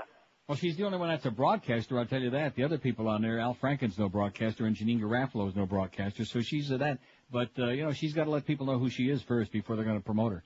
It'll happen. It'll happen over time. Love you. Thanks for the report, Pally. Thanks. See, there you go. Took us a long time. Of course, we were busy dealing with these ratings and everything. I don't wish her any bad luck, unlike you, which, of course, you just... it's just, will you relax? You have the same bug up your ass about her that you had about Rick Riley. That's all. Something about all those board ops she got fired, things like that. The bug is you lie a lot. You were babbling about that before the show this morning. I don't lie. I just make up stories just to aggravate you. That's all. That's sports. Right. Sorry about that. You were going to say... That's what I was going to say. I was going to. She's kicking ass, the goddess, okay? So there you go. I apologize for what I said before. I really don't, because I didn't hear it. But if she ripped Ralph Nader an ass, then I'll give her high marks just on that point. You see what I'm saying? Mm-hmm. In fact, she's doing really well. She's right on Phil's ass. Remember when they took her off in the afternoon and stuck Phil on there? That was Bob Green hated Randy. He really stuck it to her, so to speak. I don't know why. He didn't like that accent, just like you said this morning. You can't. Oh, the Monkey Broad accent. Yeah. Right. Trouble. I would agree with that.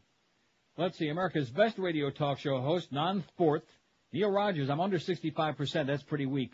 416, 64.1. I think my ego is going to take a gigantic blow if I had one. Howard Stern, 86. Phil Henry, 37. Randy Rhodes, 36. Come on, we can get Randy past Phil easy. Are you sure? Oh, I know it.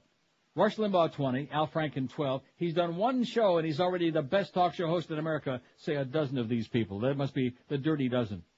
Bill O'Reilly's got 10. Michael Savage, 8. Sean Hannity, 8. Dr. Laura, 3. That bitch. Scott Farrell's got 3. Alice Rantel's got a small pair. Tom Leykis got a pair of leather jackets.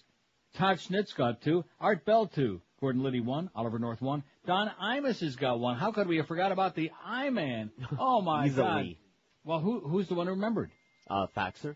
A faxer, remember the I-Man. This is so boring. What's better than a live radio show every morning on TV? Well, just about anything. But that hasn't stopped MSNBC from teaming up with radio's original bad boy, who now looks like a nasty old lady. Listen, Bernie. Imus. Tell that intern this copy sucks. Yes, every morning, see Imus listen to a tape of other people's comedy bits. Live on the air. I need a hammer to bite into this muffin. Will somebody give me a fresh one, please? Thank you. See his wild behind-the-scenes antics. Hey, listen to me, stupid. I am the I-Man. You are the walrus. Cuckoo Chew. Now get me some fresh coffee or you're fired. Imus. He's irreverent. So, what's the deal with the Pope? He's topical. So, what's the deal with this Watergate raid? He's incoherent. I'll tell you what, is it Doberman Pinscher? What the hell is it? I don't know. He's Imus and he's boring. And he's only on MSNBC, a cable channel nobody watches, and a bunch of AM radio stations nobody listens to. But somebody get some fresh jingle. It's Imus. This is great. I just picked up a fax you sent me that says, what about Imus for your poll? There's an idea. Good thought. Jerry in Bonita Springs, who's usually a much shorter faxer than this, but got a very long fax, but he's always good. He says, I, too, listened to a little of Air America yesterday on the Internet. The live streaming kept dropping out at the Air America website. Well, we're nobody to talk about that. When I went to the Portland station, KPOJ, the stream was steady. I listened to about a half hour of Al Franken with his sidekick, Catherine Lanford from Public Radio. It was flat-ass, deadpan, and boring. Yeah, that describes Al Franken pretty well.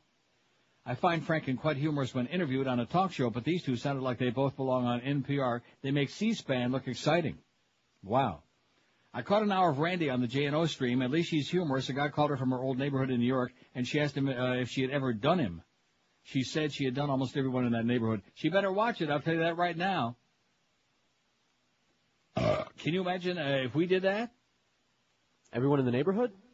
No, I'm talking about if we said that on this show. Definitely. He'd be hyperventilating. He'd be doing cartwheels in the hallway there. I don't know if this network will make it or not, but someone should rip the sheets of paper out of Franken's hands and tell him to just be himself. No, I think everything he is doing is scripted. Right. When he was doing that speech that they kept showing over and over again, right. Likewise, he was reading from notes, but even reading from notes, he was fumbling and bumbling through the notes. Yeah. He's not a broadcaster. I heard you say that we couldn't send a donation for the StopFCC.com ad with a check or money order yet. Are there plans to be able to do so in the future? If not, I'll use the credit card. No, just use the credit card, please, Jerry. $5 will be fine. Okay, don't. Debit card. Use a debit card. Everyone has one. They do? If you have a checking account, like automatically, you almost can't get one. Yeah. How am I going to find out how much we got on that thing? I know we got 1,000 from you and me, but how much we got? 30 bucks from that Tuesday, Wednesday, one of those days. No, seriously. I don't want to be pushy, Eric. But what? Oh, I'm sorry.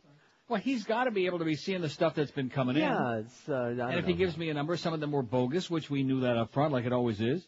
Just like that bogus auction they had on the Beasley website. So in other words, we can't. What you're telling me is we can't find out. Not soon. Not like right now. I want it right now. Damn it. I want it like 12:30, 10 minutes ago. Can't find it? No, I'm sure he'll get it to us. He'll work on it. Once he hears me begging and pleading and just, he'll do it. He'll wake up from a sound sleep. Oh, gee, whoa, I better get on that. Just give me a ballpark figure. Give me an idea how it's going. If some people are doing that on that Stop FCC.us. So let's see people put their money where their mouth is, literally, okay? Everybody's got a credit card, and if you don't have one, steal somebody else's. Or just give us some cash. Speaking of cash, the last mortgage you're ever going to need. It's the only one, Mortgage from Financial Group. The benefits are just unbelievable.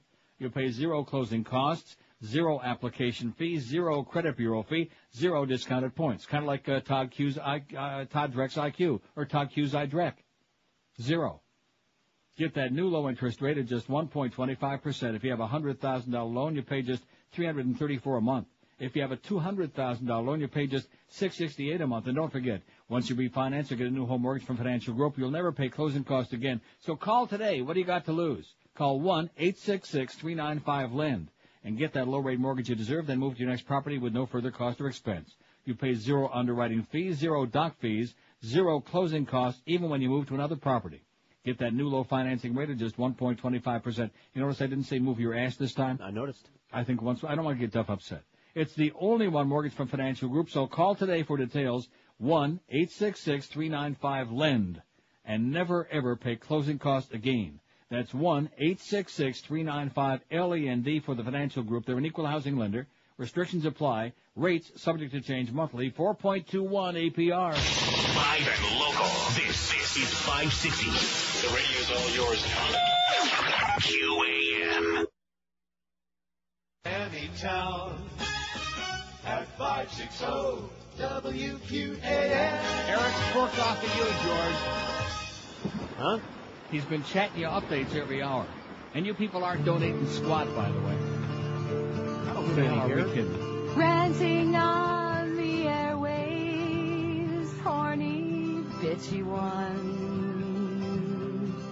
Fantasies will have to do. You ain't getting none.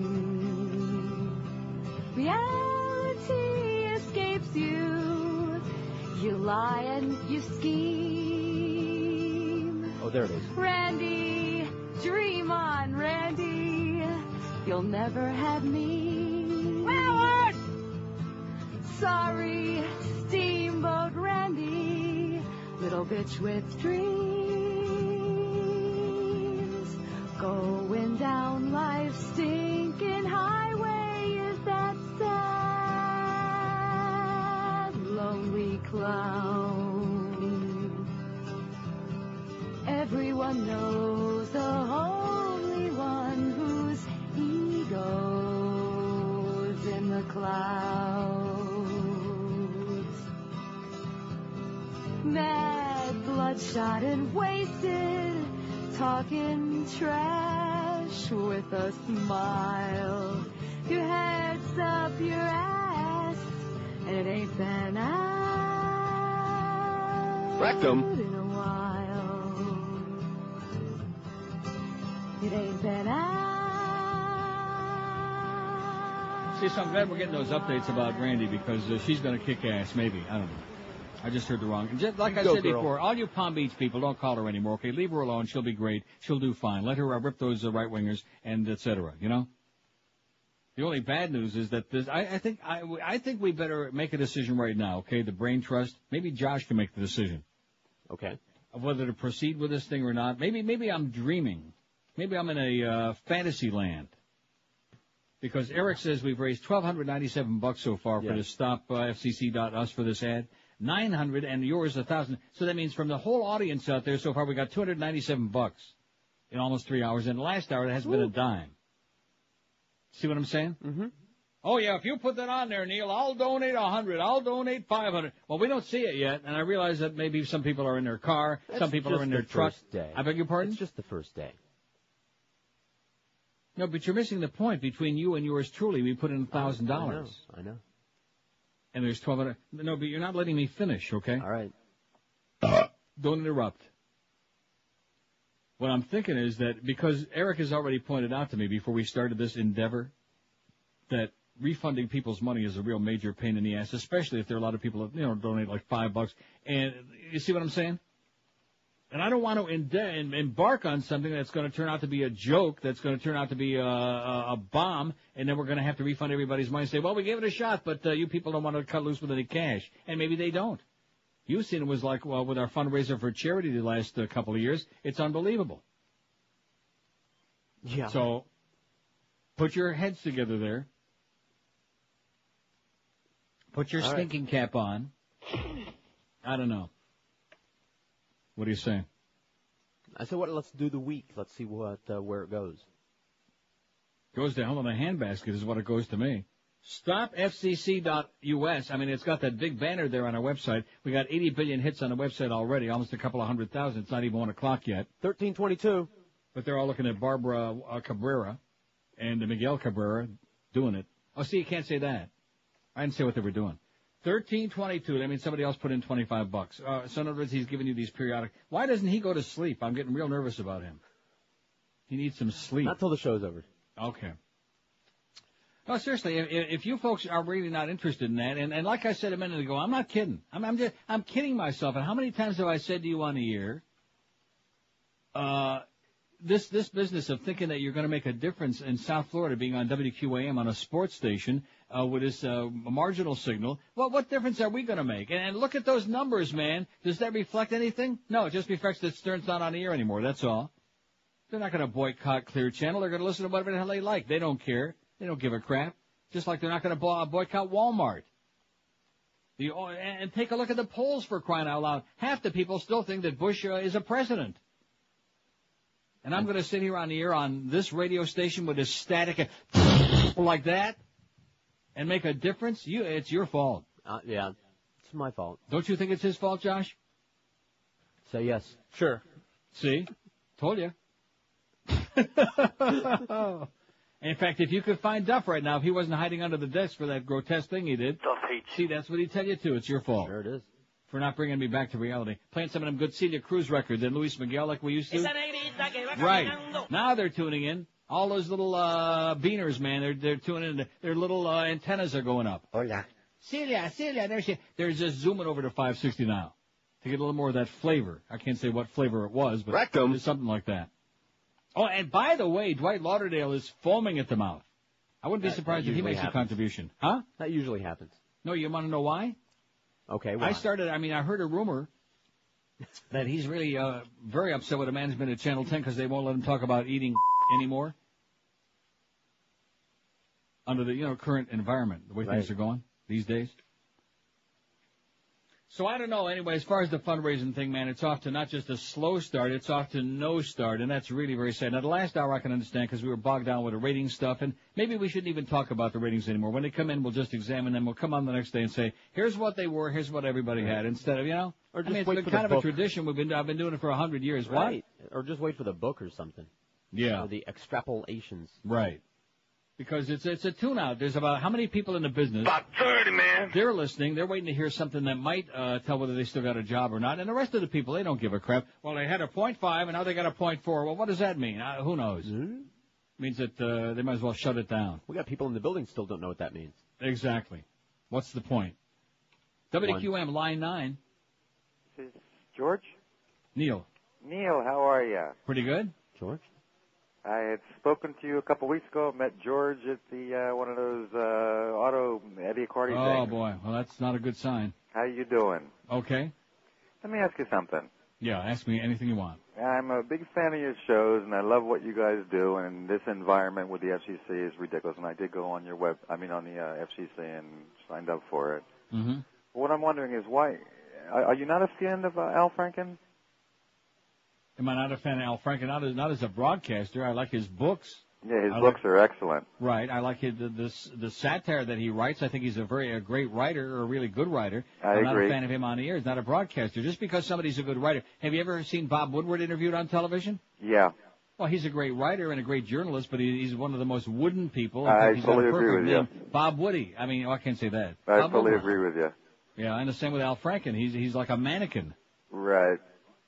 Yeah, well, I think it was his first day, and you got to give him a little time, you know. No, but I've seen him before. I mean, he was on MSNBC last night, and he the same deadpan, emotionless performance. And if you're going to be on a radio, you have to have like a little something, a little pizzazz. Yeah, I know. I agree. You have to have some animation. You can't sit there like a dead man. Did you happen to see him on Letterman show last week?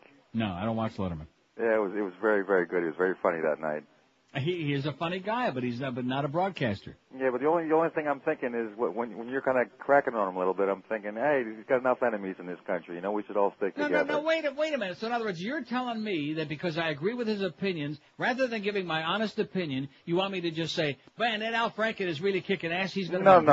I'm not saying that, but the Republicans got enough crap. No, sir, you're way, way off there. Have a great life, man. I don't want to waste my time with this. It's like the people who say, oh, well, if you say that about Al Gore, then he's going to lose the election, or if you say that about John Kerry, about how he looks like Dracula, it's all your fault, right? I'm going to tell you the way I see it, okay? I don't think Al Franken is a broadcaster. I think his show is going to go over like Halava in Jerusalem on a bad day when everybody's home. See, they don't know what that last part meant. That's called leaving an opening. No, okay. I think it's a bomb, okay, is what I think. I told you that before they put it on the air. Liberals do not listen to one-dimensional radio, okay? Nobody under the age of 100. It's the old yentas again, like we had to, and that went out with the high-button shoes. Just look at our market, for crying out loud. Look at WNWS. Look at WINZ. Look at the light bulb, FTL, the first one. Look at all of these things. They're all gone. All of these things. Because all those people who listen to that, they're all dead. They're all over the age of 400. I resent that when somebody starts, well, gee, if you say that, and not only that, what impact do I have? Is he on in our market? No. So what the hell difference am I going to make? There's nobody hearing me outside of South Florida except a few people on the Internet somewhere. And those people are listening because they want to hear my opinion, not because they want to hear something that somebody else tells me to say. Man, that's just such an asinine attitude. I mean, which candidate did I like in the beginning before we ever even heard much about Howard Dean? John Kerry, okay? Am I excited, though, that John Kerry is running? No. I'm only excited because it's somebody besides Bush, that's all, who isn't Ralph Nader, who's got maybe a chance to win. But if you ask me who's best qualified, who'd be the best man to run against Bush, I certainly wouldn't tell you John Kerry. I'd rather see Michael Moore run for president. Yeah, if he's shaved. There you go. Maybe put on a little different clothes. Different baseball cap. Right. That would be good. Put on a Leafs outfit would be right. good. It's good enough for Mike Myers. It's good enough for Michael Moore, a nice Maple Leaf outfit. Anyway, let's play some hockey in 1 to 2 hours. That guy see, this is the light bulb mentality again. And folks, it just ain't going to happen. You can want it to happen. You can be rooting for it to happen. It's not going to happen. I've been doing this too long. Look at us. Look at with this show. We're fighting again. To try to fight against when the right-wingers get the diaries. The ones who listen to this show, they're not going to put it down, are they? No. Even though they're pious and good Christians and certainly much holier than all of us. But they're not going to put it down. And we're up against the 50% of South Florida who only speaks English when it's convenient. So we're up against it. And we're still hanging on pretty good. We had a nice comeback there in this trend. But we're up against the odds, man. We're fighting it. We're swimming upstream. And when you're working for this kind of chintzy money, man, that makes it really tough. That's what George said. We're Sports Radio 560, QAM. 1 to 2 hours. He punched his way to an Oscar. Now the Italian stallion is trying to sing his way to a Grammy with a little help from his friends. It's Sly and the Family Stallone. All right. It's a family affair. It's a family affair. Yo, Adrian! It's a family affair. It's the greatest duo since Tango and Cash. When Sylvester Stallone sings along with Sly Stone, he makes a sound that you don't hear every day. And so on and so on, it's Scooby-Dooby-Dooby. Over here. Not you. am everyday people. Yeah. Hey, cut me, Mick. Here's a CD that'll have you saying, "Stop or my mom will shoot." Get your ears ready for Sly and the Family Stallone. Yo, I want to thank you for letting me be myself again. Who wrote this crap? Apollo Creed? And these ain't even real words. Adrian! You'll pump your FIST to this over-the-top Rocky and roll. It's Sly and the Family Stallone. Available at Rambo Records and Demolition Man Discs. Buy it. 101 at 560 WQAM. We got the Mad Dog at 2. The Humper's off today. We got Zagacki, Joe Zagacki at 4, which we apologize in advance. Then the Panther stuff tonight. Eddie Captain, the hockey game. When you hear this, you're just going to want to throw in the old towel. All right, I'm strapped in still. Poll. Most Americans agree Bush was lax on terror before 9/11, but a majority of Americans still support Bush's record on security. Can you rationalize those two? I'm speechless. No. Okay. This just in from Reuters. The poll by the LA Times found that 52% of Americans agreed with charges by former official Richard Clark that Bush failed to take the threat of terrorism seriously enough before the attacks, while 40% disagreed. That's a pretty wide margin, 52 to 40. The other 8% are going, what do you mean? An even larger share, 57% agreed with Clark that Bush placed a higher priority on invading Iraq than on combating terrorism. This is unbelievable. The Los Angeles Times survey of 1,616 Americans taken March 27 to about 30, man. Also found that 56% approved of Bush's handling of the war on terrorism, and 59% believed he had made the country more secure, a figure little changed since November. Those findings are significant for an election year in which Bush, who has called himself a war president, has made his leadership of the fight against global terrorism a major campaign theme. This is absolutely unbelievable. 57% agree with Richard Clark that Bush placed a higher priority on invading Iraq than on combating terrorism. We have that story today from the Washington Post about Condoleezza and the speech he was going to make on September the 11th, 2001, about the priorities of the administration, of which terrorism was way down the list. Like I said, I'm sitting here during that break and I'm thinking to myself, I'm an idiot. I'm an imbecile. I'm a moron. That's the word. That's the word I'm looking for. Moron. Right. Say it again. Moron. Right. Just like the fight about so far save our First Amendment rights that I did 19 years ago. Did anybody? Nobody gave a flying crap. Like I said before, the National Association of Broadcasters, you're nothing but a bunch of whores, is what you are. All you care about is how much this whole deal is going to change your bottom line. You don't give a flying crap about whether there's freedom of speech anymore, or about whether the audience can be entertained or not the way that they're used to being, and the way they enjoy. You don't care about that. 14-12. This baloney, I beg your pardon? 14-12. Well, maybe we're going to make some progress. Maybe they need a kick in the ass. Maybe it's my fault for all that rating crap. That's probably a big part of it. That's a tune-out. This business, the idea that prostitution is illegal in America is bullcrap. You want to know why? Why? Just look at us. Yeah. Look at the business. This is the life we have chosen. Prostitution. That's all radio is all about. In fact, radio and records, rather than really screaming and hollering, which is supposed to be the Bible of the industry, the last week or two, what they've been writing about is, this one says that the bottom line will not be affected by the FCC and the indecency crackdown and all this other crap. That's all they care about. Just show us the bottom line. I've been telling the audience for years, we're not here to entertain you. We're just here to squeeze as much money out of the public as we possibly can. Just like that sign. You look up on the wall there, right to your right, up on the wall, right above the pictures of the grave robbers, our sales department, and it says, just give us the money is what it says. That's the motto, not just at QAM, not just at Beasley Broadcasting Corporation, but that's radio and that's television. We're in business. Well, we had a nice 7-3 share to run in February. We'll take it. WCMQ-FM. My God, that is just positively incredible. Yeah.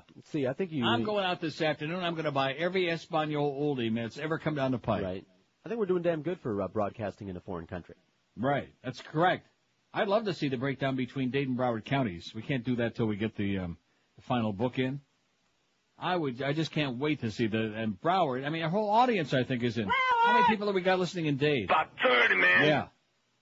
And the ones we got in Broward, they're all packing up, getting ready to move up to Boca. And those people they're pushing them up to Stewart. Far enough.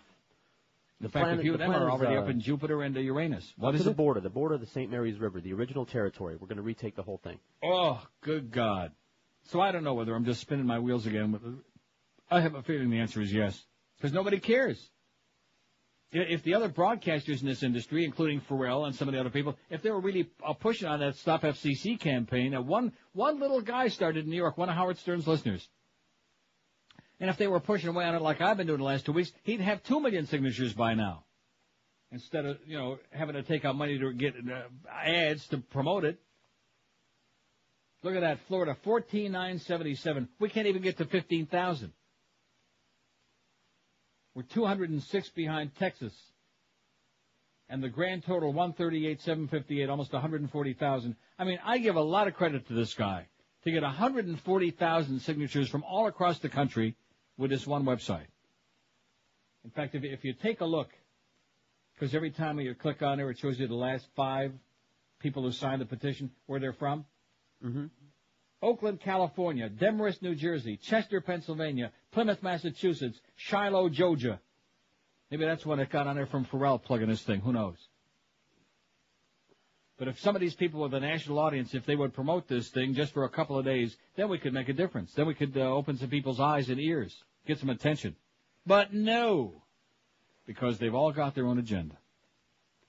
And because the public is busy watching William Hurt. I'd like to see him hurt a lot. And William hung. I'd like to see him hung, too. I'm not talking about what you're thinking about either. No, I'm thinking about the same thing. Oh. Bizarre hoax leads to strip searches.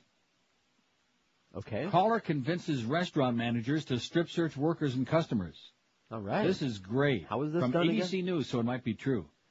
Restaurant managers across the country have been receiving strange phone calls from someone urging them to strip search employees or customers to see if they have stolen property. The latest incident occurred last week in Arizona when a Taco Bell manager got a call from a man claiming to be a police officer who urged the manager to strip search a female whom the caller said had stolen a pocketbook. Authorities said the male manager pulled aside a 17-year-old female customer who fit the description given by the caller and then carried out the search, which included a body cavity search. Oh, no! Rectum. Jesus Christ. We have a very bizarre situation occurring not only in Fountain Hills, Arizona, but across the nation. A very bizarre scheme, said Sheriff Joseph Arpaio of Maricopa County, Arizona. My detectives are working full-time on this investigation. Investigators say there have been dozens of similar cases going back as far as 1999 involving Burger King, Wendy's, Applebee's, and other restaurants. Applebee's. In addition to Arizona, similar incidents involving both male and female managers conducting searches have been reported in Massachusetts, South Dakota, Indiana, Utah, Ohio, Arizona, Michigan. No arrests have been made in connection with the calls in Arizona. How do you like that? So somebody calls in and convinces the manager to strip search the workers and the customers, claiming that they have stolen property on them. What an idiot and what a lawsuit. Yeah. Oh, major lawsuit. Oh, man. I mean, look at that. South Dakota, Indiana, Utah, Ohio, Massachusetts. Wow, what a list. So I'm going to get my daughter to go to Wendy's. I would never go to Applebee's. No. I used to work there. Did you really work at Applebee's, the one there in Sunrise? Which one? Coral Springs. Oh, in Coral Springs. That's where I be. Oh, no. With all them punks and gangs up there in Coral Springs? Yeah. Are you a wait wow. person? Even the Rimmers got out of Coral Springs. That's because they couldn't get any free meals there. Waiter or cooker? He's a waiter. Yeah, all right. I don't know. Maybe I'm being unfair. Maybe Applebee's isn't all that bad. No, it's not very good? It's not. It used to be a sponsor of mine a long time ago, but that's a long time ago. Nevertheless, weak. Yeah, it's pretty weak. Well, let me ask you this. If you were to compare the House of Cakes, okay, and there aren't that many open anymore, but if the International House of Pancakes against Applebee's, which would you say was better? I know, that's why I picked that. Or Denny's. Here, Denny's. Ooh. You know, this is tomorrow's poll. Yeah, it is. We aren't going to do like we've done, like Wendy's and those places. I'm not going to do that, fast food, but just places like sit-down places. Yeah, I think like Perkins barely. Pancake House. Yeah. And Perkins there are a whole is better bunch than of all of those. What? Perkins is better than all the ones you mentioned. Oh, Perkins is pretty good. Now, what about, what's that one? Oh, gee, it's right over by me on Sunrise there, the Hoochie Coochie one. The Hoochie Coochie, not the Black Eyed Pea. They went out of business. No, not Black Eyed Pea. No, Hoochie Coochie with like, oh, geez. Chili's? Everything's got, huh? Chili's? Oh, Chili's, that's the or one. TGI See, I said Fridays. Hoochie Coochie and he said Chili's. Yeah. Hola. What, Chili's is, Chili's pretty is marginal. okay depending Very- on what you get. Yeah.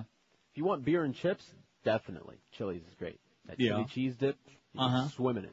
Yeah, I told you, see, everything's got cheese on it. It's like Dalt's without the fancy seats. So we'll do that tomorrow. Get off all this heavy-duty stuff. How much we got on the thing, Stop FCC.us? Just 1412. Still the same 1412? That's the last update. Oh. You wanted to update me every 30 seconds? Oh, yeah. Hard ass. I want to see if we're getting any action on there, man. This is a big undertaking. That's what Richie Hebner said. Look what happened to him. Now he's dead. It's a gigantic undertaking. Action. That's what we want. We're not getting it. Oh, look at that. They're driving me down now. This is good. See, they're getting even with me. Not that I really care, but it's kind of amusing. America's best radio talk show host, non-sports, is Neil Rogers, still well in the lead, 473, but only 61.8%. Now, see, after I made the comment about 65% or less would be a real shot to my ego, I don't have any ego. But they took that seriously, and they ran and voted for anybody else they could. Howard Stern, 104. Phil Henry, 48. Randy Rhodes, 44. Phil is ahead of Randy. Are you sure? Al Franken, Rush Limbaugh, 24. Al Franken, 14. And, if we don't promote Al Franken, I'm going to be making a bad mistake. You do understand that, don't you? And you're a traitor. Right. Oh, that guy just frosted my ass. That was idiotic. I mean, we're talking about a broadcaster, okay? Do you think Al Franken is going to decide the next election? No, I don't. 1447. That's terrible. Bill O'Reilly, a dozen. Michael Savage, speaking of terrible, he's got 9. He ought to be in jail. Sean Hannity, 8. Scott Farrell, 6. 6 for Scotty. He's moving up. Todd Schnitt's got 5. Art Bell, 4. Dr. Laura, 3. Alice Rantel, 3. Don Imus, 3. Ollie North, 2. Tom Likas has a pair. And Gordon Liddy finally got 1. Oh! All right, let's hear it for the old mouse eater. 769 votes. That's okay. Knock me down to 50%. Knock me down to 30%. I don't really care about... Yeah. About 30, man. I didn't do it for that purpose. Trust me when I tell you. I'm only here for one reason, and one reason alone. 12 minutes after 1 at 560 WQAM, 1,400 and some odd bucks, of which we put in 1,000. I'd be embarrassed to put that total on the air, is what I'd be. Wouldn't you? It's the first day. I understand that, but it's already 1:15. Eric, listen, you know what we went through to get that thing on there today. Eric had to do somersaults, which is probably good for him. But had to go through, jump through hoops to get that thing ready so people could get on there. Because all these people, well, when can we want to know. Let us know when we can help. I'm going to donate $100 bucks, and I'm going to do this. We're waiting for you, okay? We're waiting. I'm right on. Look, I'm on the edge of my seat. I'm peeing in my pants too right now. Thank God the May ain't coming until next Wednesday. Stop FCC.us. We made it nice and convenient for you. There's a big fat link right there at the top on NeilRogers.com. Not StopFCC.com. You've already been doing that. I'm talking about underneath that. StopFCC.us. Us. As in, let's raise that money to put that ad in, because I'm telling you right now, and I hope Eric is hanging on every word, because I don't want to give him a whole lot of work, more than he's already done. But if this ain't going to fly next couple of days, then we'll just stop and give everybody their money back. Right? Okay. It's got to be done. We have to do that, because I can't, we just in good conscience can't do that to people. And maybe you shouldn't have started the thing in the first place. It's just that when you're gung-ho about something and feel strongly about it, you figure, all right, everybody's behind you. Yeah! And, you start running and you look behind you. They're behind you all right. Well, they're like 50 yards back up the road, and they're turned in the other direction, too. We can take the little money we raise and buy whatever ad we can afford, like classified in the Herald. Oh, yeah. We're going to waste people's money on a classified in the Herald, yeah. I know what you got in mind, and it's got nothing to do with ads in the newspaper. Oh, it's a good cause, though. Yeah. Although, let's see, how much was that washer and dryer? 14 after 1 at 560 W. As a matter of fact, I'll tell you what. Let's auction off the washer and dryer, the old one. Oh, too late. They took it. We'll go on the Beasley auction. Start our own. Yeah, that's how we can raise some money. Let's see what I got around here, okay? Got a pair of old headphones here that I don't use that aren't worth a crap. I bet you if I autographed them, they'd be worth like $50,000 easy. Remember when Phil auctioned off your cigar butt? Oh, yeah. Okay. Uh-huh. Phil auctioned off my butt? Yes, he did. Got 3 digits for it. I'll be damned. Yeah, one of them was for me. It was this digit. 115 at 560 WQM. If you're in a dead-end job, like maybe working in radio, get out, please, before it's too late. Trust me when I tell you. Do not get in this business, man. It's a killer. If you're underpaid, if you're overworked, if they treat you like crap, here's the answer. Get yourself some training, and you don't have to have money to go to college and waste 4 years of your life. All you have to do is make one easy call to Fast Train, 1-866-FAST-TRAIN, and I guarantee you by the time you get off the phone, you'll already be smarter than Todd Dreck. In fact, before you make the call. Fast Train can have you trained and certified for a great high-paying computer network professional career in as short a time as 4 months. That's true. You can be fully trained and ready for that great new career in just 4 short months' time. Fast Train offers day, evening, weekend classes to fit around your schedule. They offer job placement assistance, financial aid to people who qualify, and with 7 convenient Florida locations to serve you, there's bound to be one fairly close by yours. So check them out on the web if you like at fasttrain.com. Right after you make our donation to stopfcc.us, US. Check them out at fasttrain.com and then make that call that can really give you a new high-paying career and make your life worthwhile so you won't have to run around saying, I have no life. Call them today at 1-866-FAST-TRAIN. This is Sports Radio 560 WQAM. All right. She don't want to justify, not under oath or public need. She don't want to justify, she's so much better than you and me. Terrorism ain't her cup of tea. I'm busy now, don't bother me. Got all important things on my mind, like the Chevron and Unicel pipeline. Now she don't want to testify about our national security. She don't want to testify.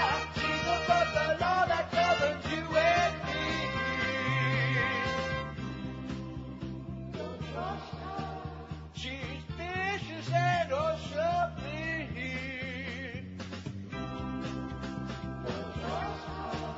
She's lying through her split teeth.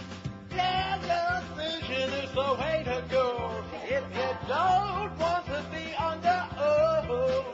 She's a very important. I never let Mitchell that don't want to end up like John Mitchell. That's why she don't want to testify under oath like she ought to be. She don't want to testify about her disregarding laxity. She don't want to testify. She only answers to the oil company. She don't want to testify. She knows the truth won't set her free. 121 at 560. I think you had a good idea, though, you know, and as we'll just do our fundraiser as long as a couple of weeks, and then whatever we have, then however big of an ad we can afford, that's what we'll get. Sure. I mean, I was kidding about the Herald Classified, obviously. That was no, you a little weren't. extreme. No, I mean, you weren't kidding about it. And Eric, what does Eric do being the smart ass? He emails me a link to eGay. Cute. eGay. You're gay. Well, for example, let's see, a 16th of a page, 10,600. 12th of a page, 13. So now there's more ways to cut the fish, or fry them, or eat them. 5670560, pound 560 on the AT&T and Verizon wireless line. Just that people aren't like, they're not motivated, man. They're not spontaneous. They're not like whipped up to a frenzy. They're not like, highly, Pissed off gets me fired up when I hear someone say that. Exactly.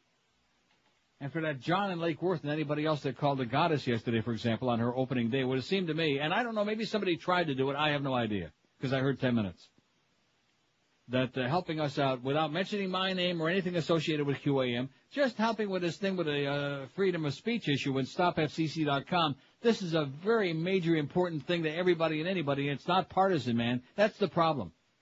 And there are just as many, well, maybe not as many, but there are a hell of a lot of silly liberals out there, just like there are silly conservatives. All the people are professionally on one side, professionally on the other. This has got nothing to do with it.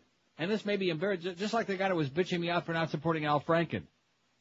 I'll tell you right now, John Kerry, when it comes to the issue of gay marriage, out to lunch, no balls. When it comes to this issue, free speech, no balls. So don't give me a song and dance about, well, all the people over here, they're the good ones, and these people are the evildoers. Well, there's plenty of evildoers over there on the far right, but the problem is that the other people are weak-kneed, they're jellyfish, they're like your operations manager there, the muff lady. Oh, I can't say that. WQAM, hello. Morning, or good afternoon. Yes, sir, good evening. Yeah, how are you doing, man? I'm whipped up, I don't know why. Yeah, I don't blame you. Have you heard this thing? From Move On, the Republican National Committee is pressing the Federal Election Commission to issue new rules that would cripple groups that dare to communicate. You know that? Yes, because they're crapping. Did you see today? Today, for example, on CNN, they've been running that one ad where they're quoting Richard Clark, and they show Bush in there, and what a weak leader he is, and about how he wasn't involved in anti-terrorism until it was too late. They're showing that ad about 80 times already on CNN. So anyway, so that's why the right wing is crapping in their pants, because they realize that Move On and a lot of these other organizations are going to raise millions of dollars. So what they're really saying is it's okay for us to raise all of this money and to have $200 million to reelect this bozo, but if you people find a way to do it, then that's bad. Right. So good luck to us, right? No, but the fact of the matter is Move On is doing one hell of a job. They're doing a great job. And so are you. Thanks. Thanks, man. So, bye. See, there's a guy that thinks we're doing something. All right, we got one. What? We got one. We got one what? Yeah, we got one. Oh, well, listen, I'm dropping like a rock here on this pool. We'll show you, Neil. Well, what do I care? Am I going to get paid any more if I get 70%? No. If I got 100%, does it make any difference? No. But it's just when you watch the way these people react and the whole behavior. Of course, keep in line the online thing, too, you know. Oh, my God. The chat rooms. Remember that fax we had a couple days ago where they said what we need now is a chat room? Woo. Oh, my God. I just about chat when I read that. They got plenty. Go find you one. Did you hear what I just said? Yes. That was CHAT. Mm-hmm. Now, this Rich Pachter, you actually faxed it. Okay, it says, love Randy, but didn't want to hear her show on AM. Don't want to hear it on XM. You're right. Well, what does that mean? I don't know. Didn't want to hear her show on AM, don't want to hear it on XM. I don't know what he means by that. He just doesn't like listening to her. Hey, listen, I wish her all the best in the world. And, you know, somebody's going to be saying, oh, well, you're just jealous that she's on all, you know, something. In a way I am. Not jealous of her. I don't begrudge her or anything. But I wish that I would have, years ago, back before I was at the end of the line, had a real agent that knew something about radio and got me on Nationwide. I could have been a contender. You know, every once in a while I think of that, and then I look at my bank balance and I say, who gives a crap, you know? Right. Yeah. Anyway, it says, you're right, Franken's not a broadcaster. Garofalo is too earnest, not funny. And every time you, the spot, are you stuck in a something job, I think of old poor George. Says Rich Pachter. See, now you're starting to like him a little bit better. No. Or maybe that's a shot. Whatever. Hey, George is doing okay. He's scrambling, you know. He's raising his 6 kids there. Mm-hmm. 4 that his wife don't know about yet, but right. A couple more on the way. She's got you by the ball. Wait till she finds out about those 3 in California. Anyway, 26 past 1. Hey, listen, she deserves whatever she gets. You know what I mean? I have nothing against her, and I don't know her all that well, but I harbor a tremendous grudge about what she did to you with that kid. Yeah, and me too. That call in Amsterdam. I'm sitting in my apartment in Amsterdam, and I get this incoherent call from little Georgie there, and about how am I going to be able to give him extra bonus that summer because I had done it the previous year, and yada, yada, yada. And then all of a sudden, like in the middle of the conversation, the whole conversation changes like, well, you continue having a good time. Yeah. And I'm thinking, what is this man saying? What language is he suddenly somebody just walked reverting into to? the room, yeah. Yeah. Well, you continue having a good time. Yeah. But he was announcing to me that all of a sudden there was another baby on the way, and I went, all of these things. Yeah, wow. Oh, my God. Yeah. No, that's what I was reaching for. I'm not used to this. Oh, my God. That's what we used to have the fart noises down here on the bottom bank, man. Can't play them fart noises no more, but we can certainly play. Oh, my God. Yeah. So that business about trapping somebody into a life of woe and misery, I'm well familiar. I commiserate tremendously, okay? Whoa. Which is why checking out e-gay, you know. So all those people that are always saying, George is gay, you know, there probably are those moments when he only wishes. Sure. You know? Yeah. Especially like when he goes home. Live and local. We're Sports Radio 560 QAM. Americans, it's Paul Harvey. Stand by for news. While out one morning in the park, a jogger found a brand new tennis ball, and seeing no one around it might belong to, he slipped it into his pocket in his shorts. Later, on his way home, he stopped at the pedestrian crossing, waiting for the lights to change. A girl standing next to him eyed the large bulge in his shorts. "What's that?" she asked, her eyes gleaming with lust. "Tennis ball," said the man. "Oh," said the girl sympathetically, "that must be painful. I had tennis elbow once." Now page 2. A Chinese man arranges for a hooker to come to his room for the evening. Once in the room, they undress, climb into bed, and make love.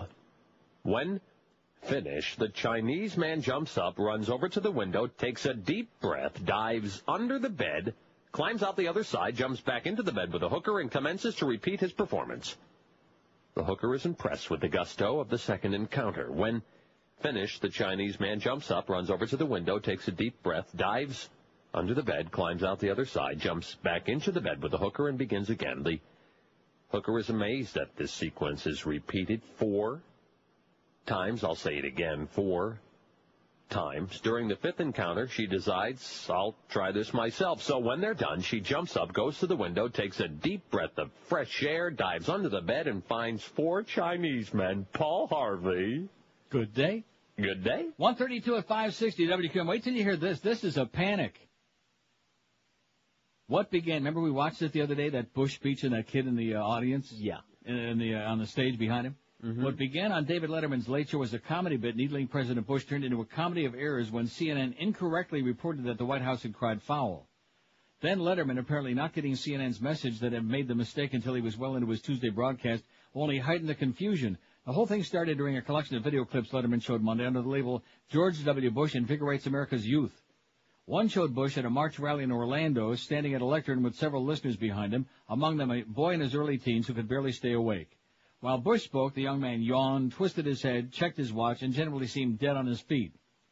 Tuesday morning, CNN attempted to lighten its news mood by running the segment, credited to CBS Late Show with David Letterman on its CNN Live Today program. But then CNN host Darren Kagan added, "We're being told by the White House that the kid, as funny as he was edited into that video, which would explain why the people around him really weren't reacting."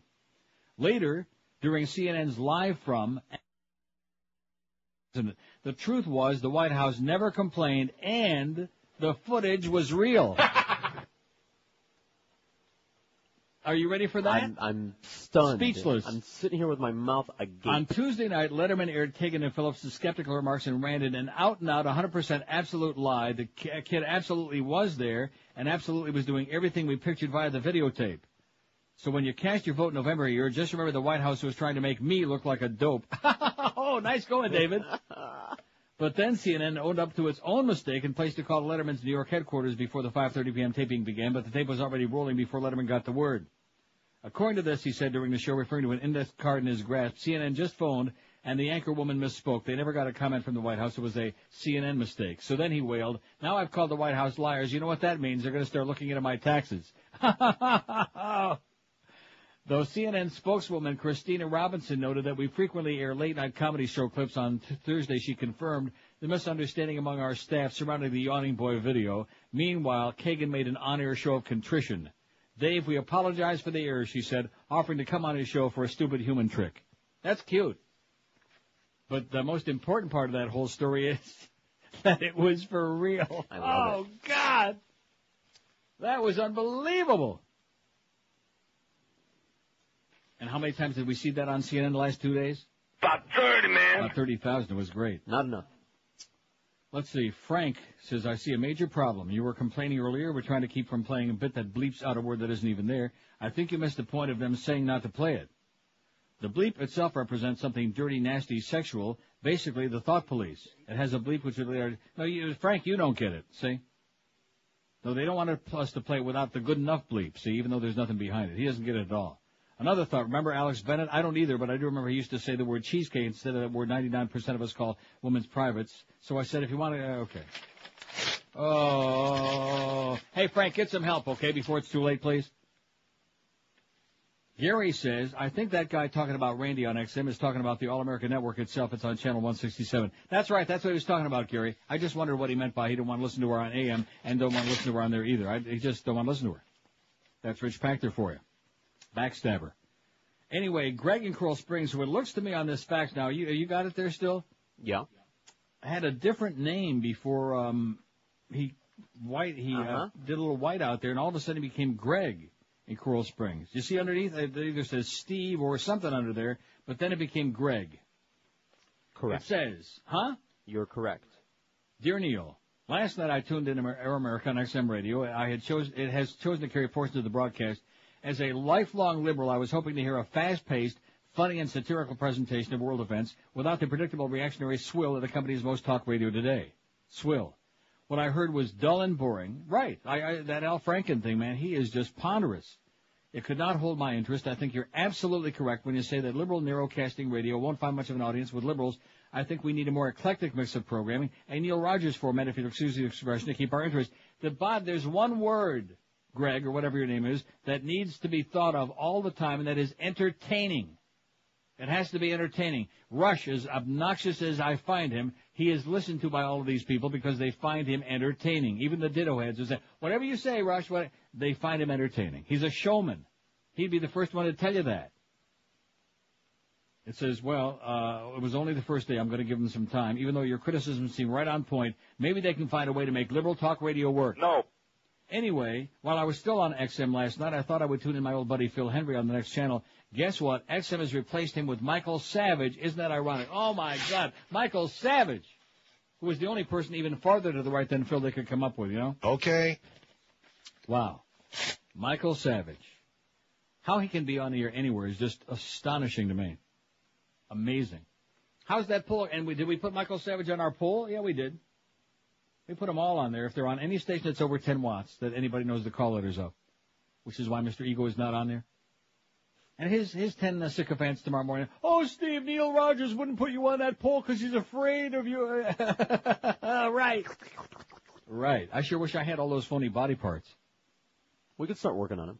America's best talk radio host, non-sports, is Neil Rogers, 531, 61.3%. Not that good. Not that strong. Drop it like a rock. Howard Stern, 113. Randi Rhodes, 55. Phil Henry, 54. That's the battle right there. Neck and neck, nose to nose. Was this before or after she got the nose job? Oh, I forgot all about that. Rush Limbaugh, 24. Now, don't be picking on Randy. See, it always comes out, man. Always you deny, and then all of a sudden, like when you're got your guard down. I said I forgot all about it. Right. Bad about her bad nose job? It was bad. She looks bad. Rush Limbaugh, 24. Al Franken, 15. He only did one show. He's already got 15. Oh. He's the best talk show host in America. He ain't even, he's even better than Francisco Arruca. Oh, Francisco Arruca. Francisco Arruca is the best radio show on AM. What time is he on? I don't know. If she had only known, she would have known that he was one of those commies. Even better. Bill O'Reilly, 12. Bill O'Reilly's right on Al Franken's butt, which is kind of interesting. See, and that's another thing Al Franken ought to keep in mind is that Bill O'Reilly is not the issue. I know he's got this personal battle with him going back and forth. The only people who care about Bill O'Reilly are the right-wing lunatics that watch Fox Network News. His radio show don't have enough listeners to fill a phone booth in any market. He can't even put a dent in Rush's one of Rush's oxy pills, okay, much less into his ratings. But somebody ought to explain these things. Michael Savage has got 11. Scott Farrell's got 11. He's moving up the list. Ah! Sean Hannity, 8. Todd the Schmidtmeister's got 7. What'd you say? Art Bell, 7. Alice Rantel's got 4. She's got 4. Let's see. What are Alice Rantel, Charlie Crist, and Mark Foley? Okay. Don Imus 4. Dr. Laura 3. Tom Likas 3. Ollie North 2. And G. Gordon Liddy's still got 1. It's kind of ugly thing. 879 votes so far. How are we making progress on the thing? Got an update now? I bet you're up to $2,000. Not a recent one. I'll bet we are. Close. Oh, well, take a look at it. Take a peek. How much? But that was a while ago. 1547. Oh, it's so slow, man. 1547, and 1,000 of that is you and me. If a piker like George, and I really mean this, if he can afford to donate $100 because he feels strongly enough about the cause and wants to help out, what's the rest of your story, huh? In South Florida where they got more money than Carter's got pills. I'm not talking about the schleppers out there. We understand, and if you can afford a couple of bucks, that would be nice. If not, we do understand. But I'm talking about the people with the serious bucks. Cut it loose, baby. Cut it loose. When in doubt, reach in that pocket, get that wallet out, and yank out that Visa and MasterCard and American Distress, and get with it. 19 till 2, the Mad Dog coming along at 2. He's pissed off. Live and local. Tell me about Mo. This is Sports Radio 560. QAM. What word did you say?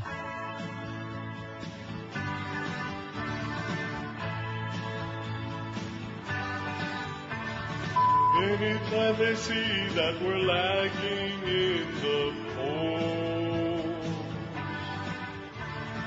they provide a headline that will lead you by the nose. Who say, they say, is the one to get. Now they have only one big potato left. Don't worry about Sudan, we got 'em. Now we're all comfy and safe. We got 'em. He won't attack us no more. We got 'em. Praise Bush like Jesus. Who say 9/11 is what they got you to believe? Can't get any dumber than a one-party country. You believe what they say, like the gullible fool, as they use the state for their corporate tool. Of the election on, we got 'em. Bush has got his king, you got 'em. Get down on your knees, you got 'em.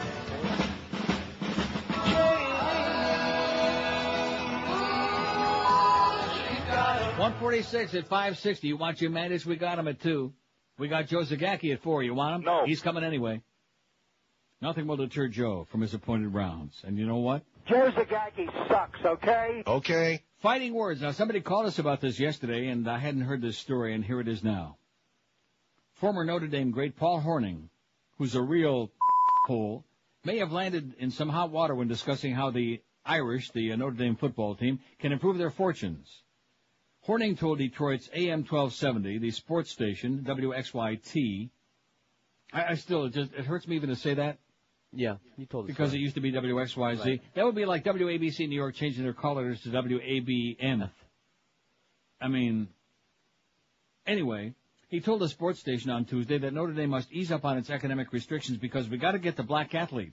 We must get the black athlete if we're going to compete. Hornung said that Notre Dame's schedule factors into his opinion.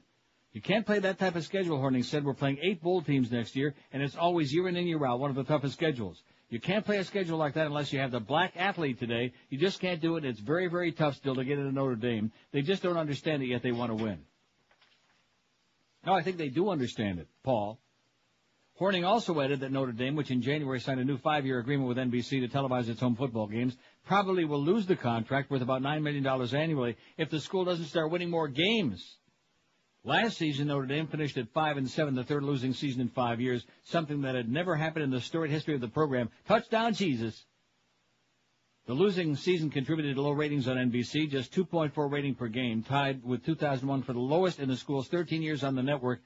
Hornung is the only Heisman Trophy winner to play for a losing team. His 56 Notre Dame went 2-8. And then, of course, he went on to fame with the Green Bay Packers. Can we say that? And he had a little gambling problem, little booze problem, little female problem, several problems. But anyway, what an idiot.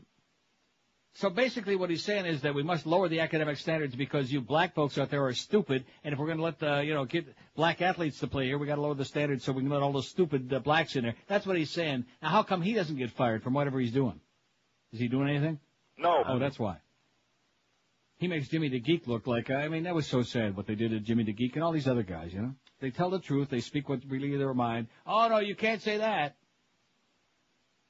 If he would have been ripping, why even go into it? Speaking of dummies, President Bush. You remember him, don't you? Oh, that guy. The guy that was making the speech while that kid in Orlando was fidgeting and going to sleep. Yeah. Now that I know that was for real, I got to see that again. I mean, I got to own it. Oh yeah. Because I kept saying to you, I think this is for real. You said, no, it it's looks real. No, I said I don't know. Because it was look for real. As a matter of fact, even Ariel Sharon called and said, Israel. President Bush, eager to hand another victory to the social conservatives who make up his most loyal base of political support, decided on an elaborate ceremony to sign into law legislation expanding legal rights of the unborn. The Unborn Victims of Violence Act makes it a crime to harm a fetus during an assault on a pregnant woman. Bush was signing the bill, which took 5 years to get through through Congress, today in the Rose Garden. People on both sides of the fetal rights and abortion issue have said the new law will have far-reaching consequences. Abortion opponents welcome it as a step toward more sweeping protections for the unborn, while abortion rights proponents say the measure represents the first recognition in federal law of an embryo or fetus as a person separate from the woman. Senator John Kerry, said he voted against the bill. The fetus bill. We don't care about you people who are alive and all those people that are dying over there in Iraq needlessly on this war based on lies. Well, that's not so good. The fact that LA Times poll shows that more people by far believe Richard Clark than Condoleezza and all these other grave robbers, and yet they still think he's doing a good job on fighting terror. That'd be like voting for the bullet train, but not for the funding for it. And who would do that? Oh, the bullet train? Yeah. What the hell's that bit called? Bullet train. I don't know. Bullet train? Is it? I have no idea. I don't think so. How could that not be in my DCS? I thought it was like all right up to date. I've been working frantically and feverishly. Where the hell is that? Bullet train? Oh, I haven't put those in there yet. Well, I'll play it momentarily. 10 before 2. How's that poll coming? 61.2%. Just hanging on to that 60 plus thing. America's best radio talk show host, non-sports talk. Neil Rogers, 555, 61.2%. Just hanging on by a thread. Howard Stern, 120. Randy Rhodes, 58. Phil Henry, 57. Rush Limbaugh, 24. Al Franken, 17. After only one show. Oh! I bet she's got 34 tomorrow. Oh! 68 the next day. Oh! 126 the day after that. Oh! And so on. You think? No. Bill O'Reilly, 12. Michael Savage and Scott Farrell got 11. Sean Hannity's got 8. Todd Schnitt's got 7. Art Bell's got 7. Don Imus, 5. Alice Wren, not bad for a dead guy. Alice Rentel, 4. Dr. Laura, 4. Tom Likas, 3. Ollie North, 2. And Gordon Liddy still got that same one that he had before. Live and local. And it still don't look too This good. is Sports Radio 560. QAM. When will you be in Orlando? Oh, about 10 minutes. Whoa! From Miami? Sure. I'll just take the bullet train. Now you can travel from Key West to Jacksonville in less than 15 minutes on the Florida Bullet Train. Thanks to your well-researched landslide vote.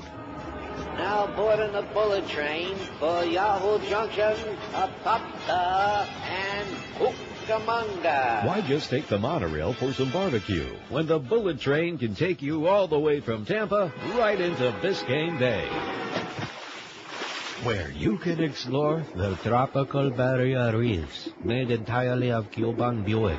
Your vote of confidence in the credibility of elected officials has finally paid off. Take the Florida Bullet Train.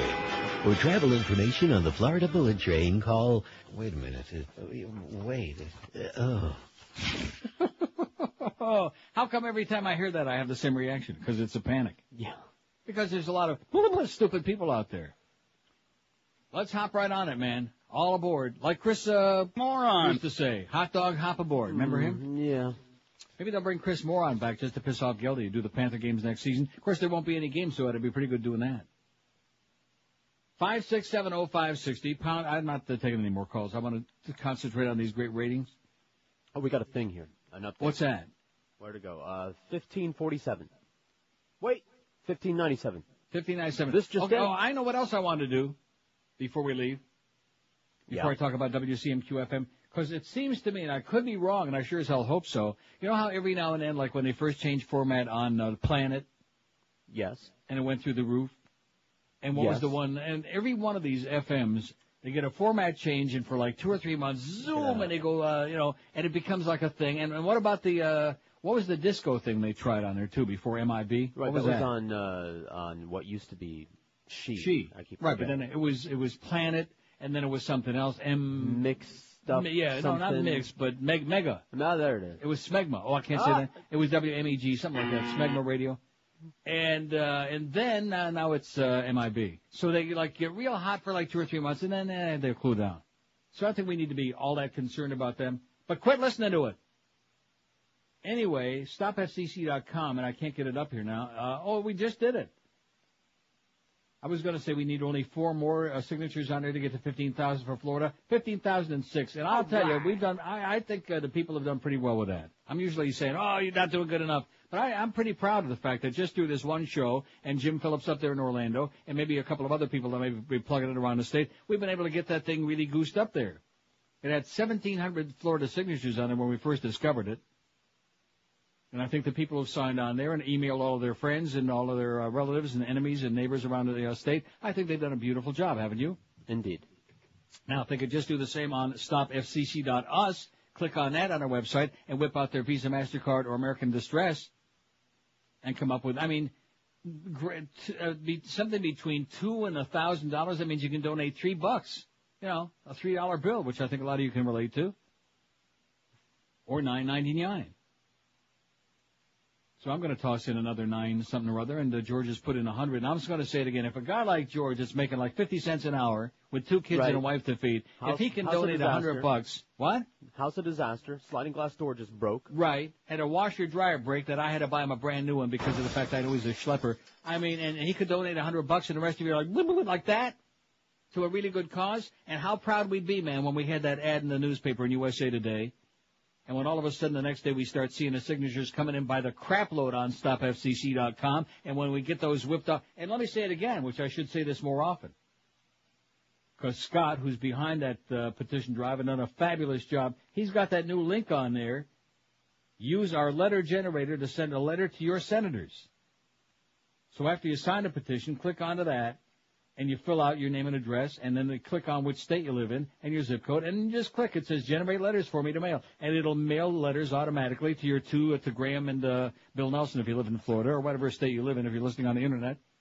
It's a beautiful thing. Nice going, Scott. I don't know if he's listening to us or not. Probably not. But I just think that guy's fantastic. If we had a few people like him in every state, we'd kick some ass. You know what? We'll have to leave that to the goddess, I guess. 1617. See, over 1,600. We're going to get there. See how easy he likes to give up, Josh? Yeah, he was giving it up there.